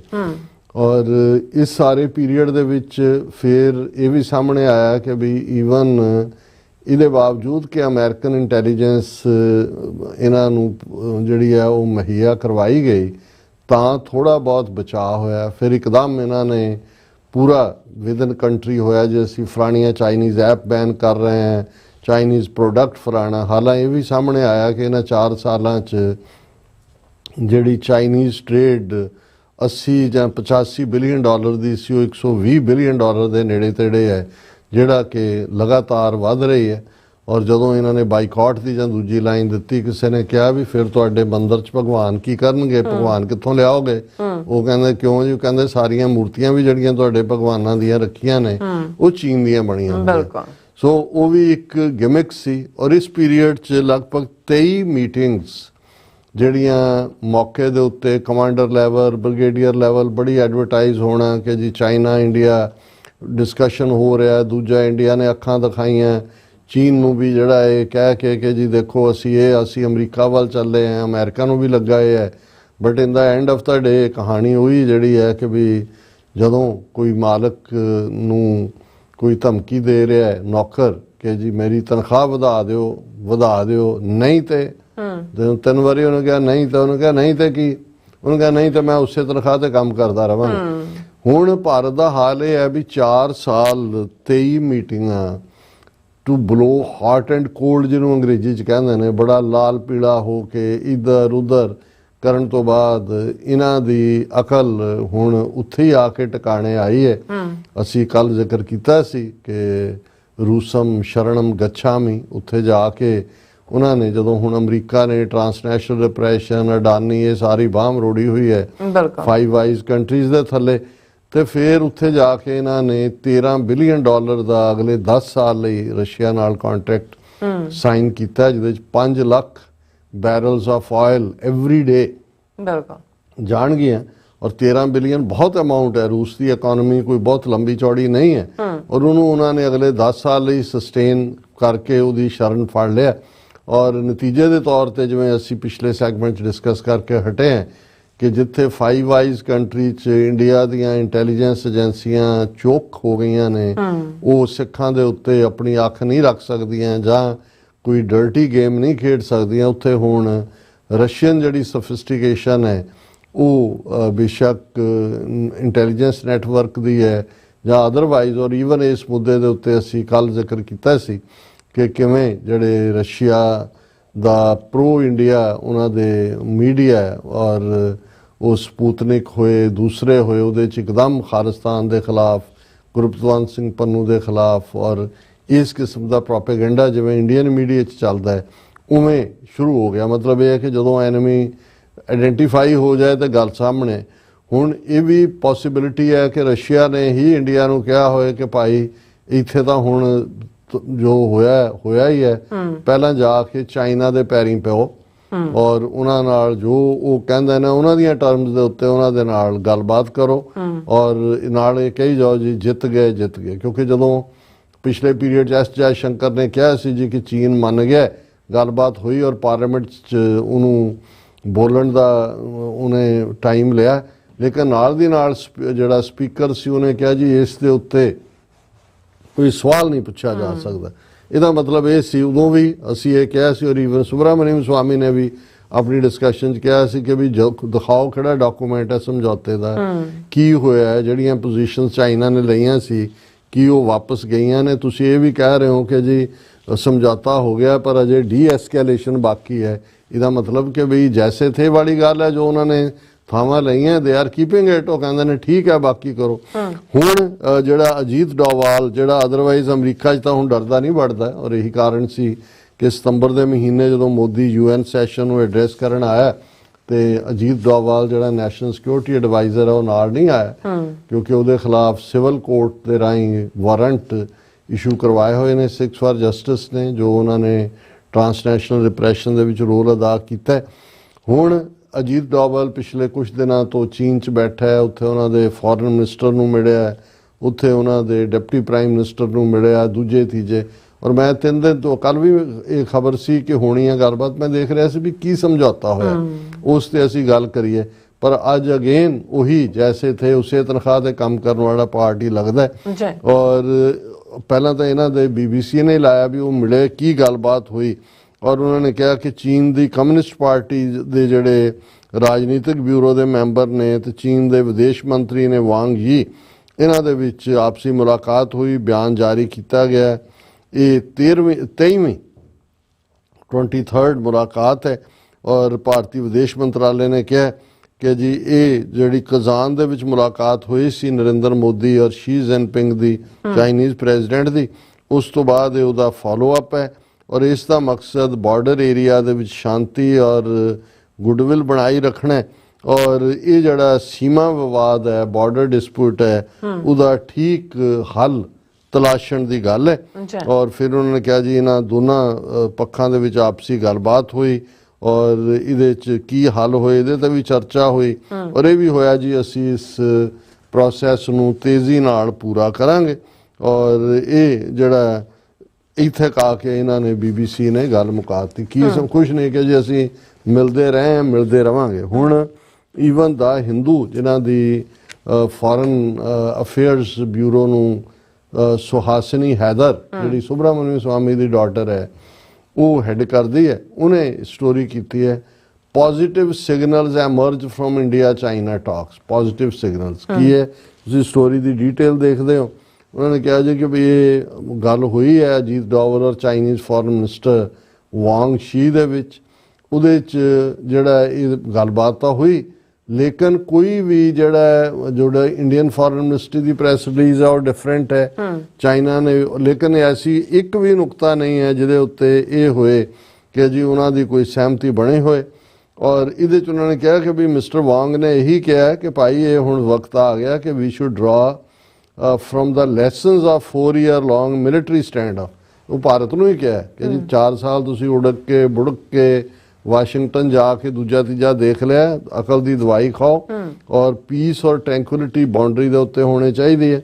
ਔਰ ਉਹਨਾਂ ਨੇ ਕਿਹਾ ਕਿ ਵੀ ਇਹ ਜਿਹੜੀ ਹੈ ਬਾਉਂਡਰੀ ਦੇ ਉੱਤੇ ਜਿਹੜੀ ਗੱਲਬਾਤ, ਹਾਲਾਂ ਇੰਡੀਆ ਕਹਿ ਰਿਹਾ ਹੈ ਕਿ ਵੀ ਅਸੀਂ ਕੈਲਾਸ਼ ਮਾਨਸਰੋਵਰ ਪਿਲਗ੍ਰਿਮੇਜ ਇੰਡੀਆ ਤੋਂ ਸ਼ੁਰੂ ਕਰਨਾ ਚਾਹੁੰਦੇ ਹਾਂ, India to Tibet, data sharing ਹੋਏ ਟਰਾਂਸਬਾਰਡਰ ਰਿਵਰਸ ਦਾ ਤੇ ਬਾਰਡਰ ਟ੍ਰੇਡ ਹੋਏ, ਲੇਕਿਨ ਚਾਈਨਾ ਨੇ ਇਸ ਪੱਖੋਂ ਕੁਛ ਵੀ ਇਹਦੇ ਤੇ ਨਹੀਂ ਕਿਹਾ। ਚਾਈਨੀਜ਼ ਫੋਰਨ ਮਿਨਿਸਟਰੀ ਨੇ ਜਿਹੜੀ ਸਟੇਟਮੈਂਟ ਇਸ਼ੂ ਕੀਤੀ, ਉਹਨਾਂ ਨੇ ਕਿਹਾ ਕਿ ਵਾਂਗ ਔਰ ਡੋਵਾਲ ਦੇ ਵਿੱਚ ਸਬਸਟੈਂਟਿਵ ਡਿਸਕਸ਼ਨ ਹੋਈ। ਸਬਸਟੈਂਟਿਵ ਹੁੰਦਾ ਵੇਰਵੇ ਨਾਲ ਗੱਲਬਾਤ ਹੋਈ ਔਰ ਉਹਨਾਂ ਨੇ 6 ਨੁਕਤਿਆਂ ਦੀ ਕੰਸੈਂਸਸ ਬਣੀ।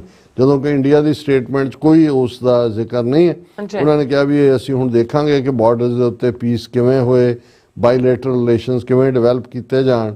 ਔਰ ਉਹਨਾਂ ਨੇ ਕਿਹਾ ਕਿ while the ministry of external affairs did not refer to a 6-point consensus it reiterated most of the same points ਨੂੰ ਪ੍ਰਮੋਟ। ਉਹੀ ਕਿ ਜੀ ਅਸੀਂ ਐਕਸਚੇਂਜ ਪ੍ਰਮੋਟ ਕਰਾਂਗੇ ਔਰ ਇਵੇਂ ਹੋਏਗਾ, ਔਰ political guidelines, maintaining piece, seeking border resolution, restore political trust. ਉਹੀ ਕਿ ਜੀ ਅਸੀਂ ਜਿਹੜਾ ਹੈ ਉਹ ਗੱਲਬਾਤ ਕਰਦੇ ਰਹੇ ਹਾਂ, ਗੱਲਬਾਤ ਕਰ ਰਹੇ ਹਾਂ, ਗੱਲਬਾਤ ਕਰਦੇ ਰਵਾਂਗੇ। ਹੁਣ ਇਹ ਸਾਰਾ ਜਿਹੜਾ ਭਾਰਤ ਨੂੰ ਇਸ ਵੇਲੇ ਏਡੀ ਕੀ ਲੋੜ ਪਈ ਹੈ ਵੀ ਇੱਕ ਪਾਸੇ ਰਸ਼ੀਆ ਨੂੰ ਜਾ ਕੇ ਚੰਬੜ ਇੰਨੇ ਕਿ ਇਨਸਿਕਿਉਰ ਹੋ ਗਏ ਨੇ ਅਮਰੀਕਾ ਔਰ 5 ਆਈਜ਼ ਕੰਟਰੀਜ਼ ਦੇ ਸਟੈਂਡ ਤੋਂ ਕਿ ਉਹ ਹੋਲਡ ਕਰਨਾ ਚਾਹੁੰਦੇ ਨੇ। ਔਰ ਇਹਦੇ 'ਚ ਵੀ ਕੋਈ ਸ਼ੱਕ ਨਹੀਂ ਹੈ ਕਿ ਚਾਈਨਾ ਨੂੰ ਵੀ ਇਹ ਹੈ ਕਿ ਜੇ ਟਰੰਪ ਜਾਂ ਅਮਰੀਕਾ ਦੇ ਨਾਲ ਟ੍ਰੇਡ ਵਾਰ ਸ਼ੁਰੂ ਹੋਈ, ਟੈਰਿਫਸ ਦਾ ਸਿਲਸਿਲਾ ਸ਼ੁਰੂ ਹੋਇਆ, ਤੇ ਉਹਨਾਂ ਨੂੰ ਲੱਗਦਾ ਹੈ ਵੀ ਭਾਰਤ ਦੀ ਇੱਕ ਵੱਡੀ ਮਾਰਕੀਟ ਹੈ, 100 ਬਿਲੀਅਨ ਪਲੱਸ ਦੀ ਪਹਿਲਾਂ ਹੀ ਟ੍ਰੇਡ ਹੈ, ਫਿਰ ਪੁਸ਼ ਕਰਨਗੇ 1 ਬਿਲੀਅਨ 400 ਮਿਲੀਅਨ ਲੋਕਾਂ ਨੂੰ। ਲੇਕਿਨ ਆਪਣੀਆਂ ਟਰਮਸ ਦੇ ਉੱਤੇ ਚਾਈਨਾ ਨੇ ਐਨ ਇੰਚ ਆਫ ਲੈਂਡ ਵੀ ਵਾਪਸ ਨਹੀਂ ਮੋੜੀ ਜਿਹੜੀ 4 ਸਾਲ ਪਹਿਲਾਂ ਲਈ। ਔਰ ਇਸ ਦੇ ਨਾਲ ਨਾਲ ਜਿਹੜਾ ਭਾਰਤ ਦਾ ਡਰ ਹੈ, ਜਿਵੇਂ ਅਸੀਂ ਜ਼ਿਕਰ ਕੀਤਾ, ਹੁਣ ਜੇ ਭਾਰਤ ਨੇ ਨਾਗਾਲੈਂਡ, ਮਨੀਪੁਰ ਔਰ ਮਿਜ਼ੋਰਮ 'ਚ ਫੋਰਨ ਜਿਹੜੇ ਸਿਟੀਜ਼ਨ ਨੇ ਉਹਨਾਂ ਦੇ ਦਾਖਲੇ ਤੇ ਪਾਬੰਦੀ ਲਾਈ ਹੈ, ਤੇ ਇਧਰ ਜਿਹੜੀ ਬੰਗਲਾਦੇਸ਼ ਡਿਵੈਲਪਮੈਂਟ ਹੋ ਰਹੀ ਹੈ ਅਮਰੀਕਾ ਦੀ ਪ੍ਰੈਜ਼ੈਂਸ ਦੇ ਨਾਲ, ਅੱਜ ਇਹ ਹੈ ਕਿ Bangladesh court commutes ULFA chief Paresh Barua's death sentence to life term. ਔਰ ਇਹ ਹੁਣ ਪਰੇਸ਼ ਬਰੂਆ ਨੂੰ ਸ਼ੇਖ ਹਸੀਨਾ ਨੇ ਗ੍ਰਿਫਤਾਰ ਕੀਤਾ ਸੀ। ਉਲਫਾ ਅਸਾਮ ਦੀ ਮਿਲੀਟੈਂਟ ਆਰਗੇਨਾਈਜੇਸ਼ਨ ਹੈ, ਇਹਨੂੰ ਹੈਂਗ ਕਰਨਾ ਸੀ, ਤੇ ਬੰਗਲਾਦੇਸ਼ ਦੀ ਨਵੀਂ ਸਰਕਾਰ ਦੀ ਨਵੀਂ ਅਦਾਲਤ ਨੇ ਉਸ ਨੂੰ ਜਿਹੜਾ ਉਹ ਬਿਲਕੁਲ ਉਮਰ ਕੈਦ 'ਚ ਬਦਲ ਦਿੱਤਾ ਹੈ। ਫਿਰ ਹੁਣ ਸ੍ਰੀਲੰਕਾ ਦਾ ਪ੍ਰੈਜ਼ੀਡੈਂਟ ਦਿਸਾ ਨੇ ਆ ਕੇ ਆਇਆ ਹੋਇਆ, ਪਿਛਲੇ ਦਿਨਾਂ 'ਚ ਭਾਰਤ ਸੀ, won't allow Sri Lankan territory to be used against India. ਹੁਣ ਇਹ ਵੀ ਭਾਰਤ ਨੂੰ ਡਰ ਲੱਗਾ ਹੋਇਆ ਕਿ ਵੀ ਸ੍ਰੀਲੰਕਾ ਜੇ ਲੈਫਟਿਸਟ ਬਣ ਗਿਆ, ਪ੍ਰੋ ਚਾਈਨਾ ਹੈ, ਨੇਪਾਲ ਤਾਂ ਆਲਰੇਡੀ ਮਿਸਟਰ ਆਇਲੀ ਚਾਈਨਾ ਜਾ ਕੇ। ਸੋ ਇਹਨਾਂ ਦੇ ਗੁਆਂਢ ਦੇ ਮੁਲਕ ਪੈਰੀਫਰੀ ਤੇ ਬੰਗਲਾਦੇਸ਼, ਸ੍ਰੀਲੰਕਾ ਔਰ ਈਵਨ ਭੂਟਾਨ ਵੀ ਹੱਥਾਂ 'ਚੋਂ ਸਰਕਿਆ, ਨੇਪਾਲ ਤਾਂ ਗਿਆ ਹੀ ਗਿਆ, ਪਲੱਸ ਇਹਨਾਂ ਦੀਆਂ 7 ਸਿਸਟਰ ਸਟੇਟਸ ਜਿਨ੍ਹਾਂ 'ਚ ਹੁਣ ਜੇ ਫੋਰਨ ਸਿਟੀਜ਼ਨ ਦੇ ਪਾਬੰਦੀ ਹੈ ਤਾਂ ਉੱਥੋਂ ਨਜ਼ਰ ਆ ਰਿਹਾ ਨਾਗਾਲੈਂਡ ਦੀ ਡਿਮਾਂਡ ਜਿਹੜੀ ਹੈ, ਜਿਹਦੇ 'ਚੋਂ ਗ੍ਰੇਟ ਉਹਨਾਂ ਨੇ ਆਪਣਾ ਨਕਸ਼ਾ ਜਿਹੜਾ ਜਾਰੀ ਕੀਤਾ, ਉਹਦੇ 'ਚ ਅਸਾਮ ਵੀ, ਮਿਜ਼ੋਰਮ ਵੀ, ਨਾਗਾਲੈਂਡ ਵੀ, ਕੁਛ ਹਿੱਸਾ ਜਿੰਨੇ ਨਾਗਿਆਂ ਦੇ ਟਰਾਈਬ ਨੇ। ਸੋ ਇਹ ਸਾਰੀਆਂ ਡਿਵੈਲਪਮੈਂਟਸ ਦੇ ਚੱਲਦਿਆਂ ਭਾਰਤ ਨੂੰ ਇਹ ਨਜ਼ਰ ਆ ਰਿਹਾ ਵੀ ਇੱਕ ਪਾਸੇ ਰੂਸਮ ਸ਼ਰਣਮ ਗੱਛਾਮੀ ਹੈ, ਦੂਸਰਾ ਚਾਈਨੀਜ਼ ਦੇ ਸਾਹਮਣੇ ਵੀ ਜਾ ਕੇ ਇਹਨਾਂ ਨੇ ਕਾਊਟ ਆਊਟ ਕੀਤਾ ਹੈ। ਇਹ ਬੇਸ਼ੱਕ ਅੰਗਰੇਜ਼ੀ 'ਚ ਇਸ ਟਰਮ ਨੂੰ ਇਨਕੋਰਪੋਰੇਟ ਕਰ ਲਿਆ ਗਿਆ KOW TOW, ਪਰ ਇਹ ਕਾਊਟ ਆਊਟ ਚਾਈਨੀਜ਼ ਜ਼ਬਾਨ ਦਾ ਜਿਹੜਾ ਉਹ ਲਫ਼ਜ਼ ਹੈ। ਔਰ ਇਹ ਸੀ ਕਿ ਜਦੋਂ ਚਾਈਨੀਜ਼ ਐਂਪਰਰਸ ਦੇ ਸਾਹਮਣੇ ਕੋਈ ਪੇਸ਼ ਹੁੰਦਾ ਸੀ ਤੇ ਉਹ ਗੋਡਿਆਂ ਪਰਨੇ ਹੋ ਜਾਂਦਾ ਸੀ, ਜਿਵੇਂ ਬਾਂਦਰ ਜਾਂਦਾ ਹੈ ਅੱਗੇ, ਔਰ ਉਹ ਜਾ ਕੇ ਆਪਣੀ ਪਹਿਲੀ ਗਿਫਟ ਕਾਊਟਾਊ ਹੋ ਕੇ ਹੁੰਦੇ ਸੀ, ਫਿਰ ਉਹਨੂੰ ਖੜਾ ਕਰ ਦਿੱਤਾ ਜਾਂਦਾ ਸੀ, ਫਿਰ ਜਿੰਨੀ ਉਹਨੇ ਗਿਫਟ ਦਿੱਤੀ ਹੈ ਉਹਦੇ ਤੋਂ ਕਈ ਗੁਣਾ ਜ਼ਿਆਦਾ ਉਹਨੂੰ ਤੋਹਫੇ ਦੇ ਕੇ ਚਾਈਨਾ ਦਾ ਐਂਪਰਰ ਭੇਜਦਾ ਸੀ ਕਿ ਠੀਕ ਹੈ ਹੁਣ ਆਪਣੀ ਟੈਰੀਟਰੀ 'ਚ ਰਾਜ ਕਰੋ, ਪਰ ਕਾਊਟਾਊ ਤੁਸੀਂ ਸਾਡੇ ਕੀਤਾ ਹੈ, ਸੋਵਰਨਿਟੀ ਸਾਡੀ ਹੋਏਗੀ। ਸੋ ਇਹ ਚਾਈਨੀਜ਼ ਕਲਚਰ ਦਾ ਹਿੱਸਾ ਹੈ। ਸੋ ਉਧਰ ਰੂਸਮ ਸ਼ਰਣਮ ਗੱਛਾਮੀ ਹੋ ਗਿਆ, ਇੱਥੇ ਚਾਰੋਂ ਗੋਡਿਆਂ ਪਰਨੇ ਹੋ ਕੇ ਅਜੀਤ ਡੋਵਲ ਨੇ ਵੈਸੇ ਹੀ ਮੂੰਹ ਉਹਦਾ ਬਾਂਦਰ ਵਰਗਾ ਹੈ, ਤੇ ਉਹਨੇ ਜਾ ਕੇ ਜਿਹੜਾ ਕਾਊਟਾਊ ਕਰਕੇ ਕਿਹਾ ਕਿ ਜੀ ਜਿਹੜਾ ਸਾਨੂੰ ਖਵਾਓ ਕੀ ਹੁੰਦਾ ਚਾਈਨੀਜ਼ ਮੋਮੋ ਚੋਚੋ ਔਰ ਅਸੀਂ ਤੁਹਾਡੇ, ਔਰ ਜਿੱਥੇ ਤੁਸੀਂ ਬੈਠੇ ਹੋ ਆਰਾਮ ਨਾਲ ਬੈਠੇ ਰਹੋ, ਅਸੀਂ ਆਪਣੇ ਲੋਕਾਂ ਨੂੰ ਹੁਣ ਅਗਲੀ ਗੱਲਬਾਤ ਦਿਆਂਗੇ ਕਿ ਜੀ ਇੰਨੀ ਵਾਰੀ 23 ਵਾਰੀ ਅਸੀਂ ਮਿਲ ਲਿਆ, ਹੁਣ 24ਵੀਂ ਵਾਰੀ ਫੇਰ ਮਿਲਾਂਗੇ, ਪਰ ਅਸੀਂ ਤਿਆਰ ਹਾਂ ਉਸੇ ਤਨਖਾਹ ਤੇ ਕੰਮ ਕਰਨ। ਜੀ ਡਾਕਟਰ ਸਾਹਿਬ ਤੁਹਾਡਾ ਬਹੁਤ ਬਹੁਤ ਧੰਨਵਾਦ। ਸੋ ਇੱਥੇ ਲੈਣੇ ਬ੍ਰੇਕ ਵਿਊਅਰਸ, ਤੁਸੀਂ ਇਸੇ ਤਰ੍ਹਾਂ ਹੀ ਬਣੇ ਰਹਿਣਾ, ਮਿਲਦੇ ਹਾਂ ਛੋਟੇ ਜਿਹੇ ਵਕਫੇ ਤੋਂ ਬਾਅਦ।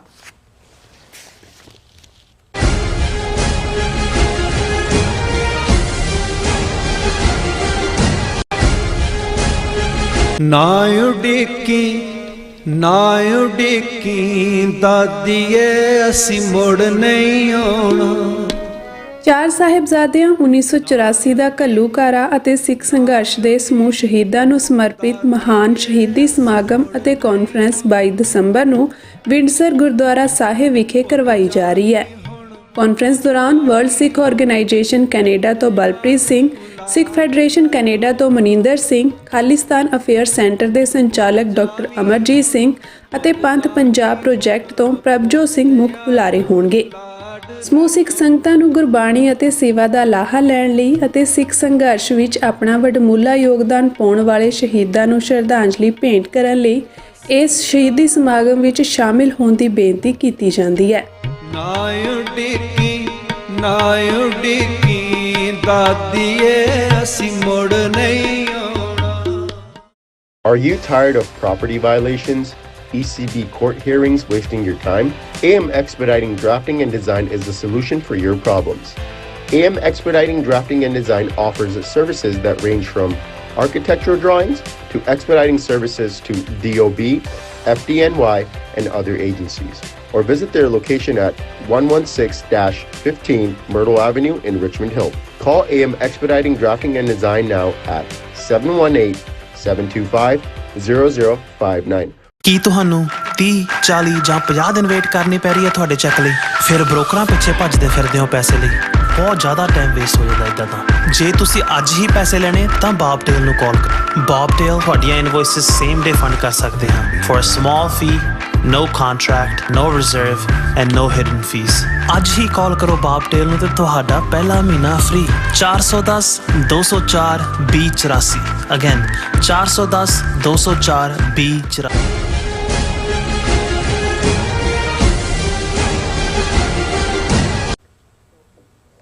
Viewers welcome back on programme. So viewers ਨੂੰ ਜਾਪਦਾ ਹੈ ਕਿ ਅਕਾਲ ਤਖਤ ਸਾਹਿਬ ਦੀ ਸਰਵਉੱਚਤਾ ਤੇ ਪ੍ਰਭੂ ਸੱਤਾ ਨੂੰ ਢਾਹ ਲਾਉਣ ਲਈ ਭਾਰਤੀ ਏਜੰਸੀਆਂ ਨੇ ਸਿੱਖਾਂ ਵਿਚਲੇ ਆਪਣੇ ਏਜੰਟਾਂ ਨੂੰ ਸਰਗਰਮ ਕਰ ਦਿੱਤਾ ਹੈ।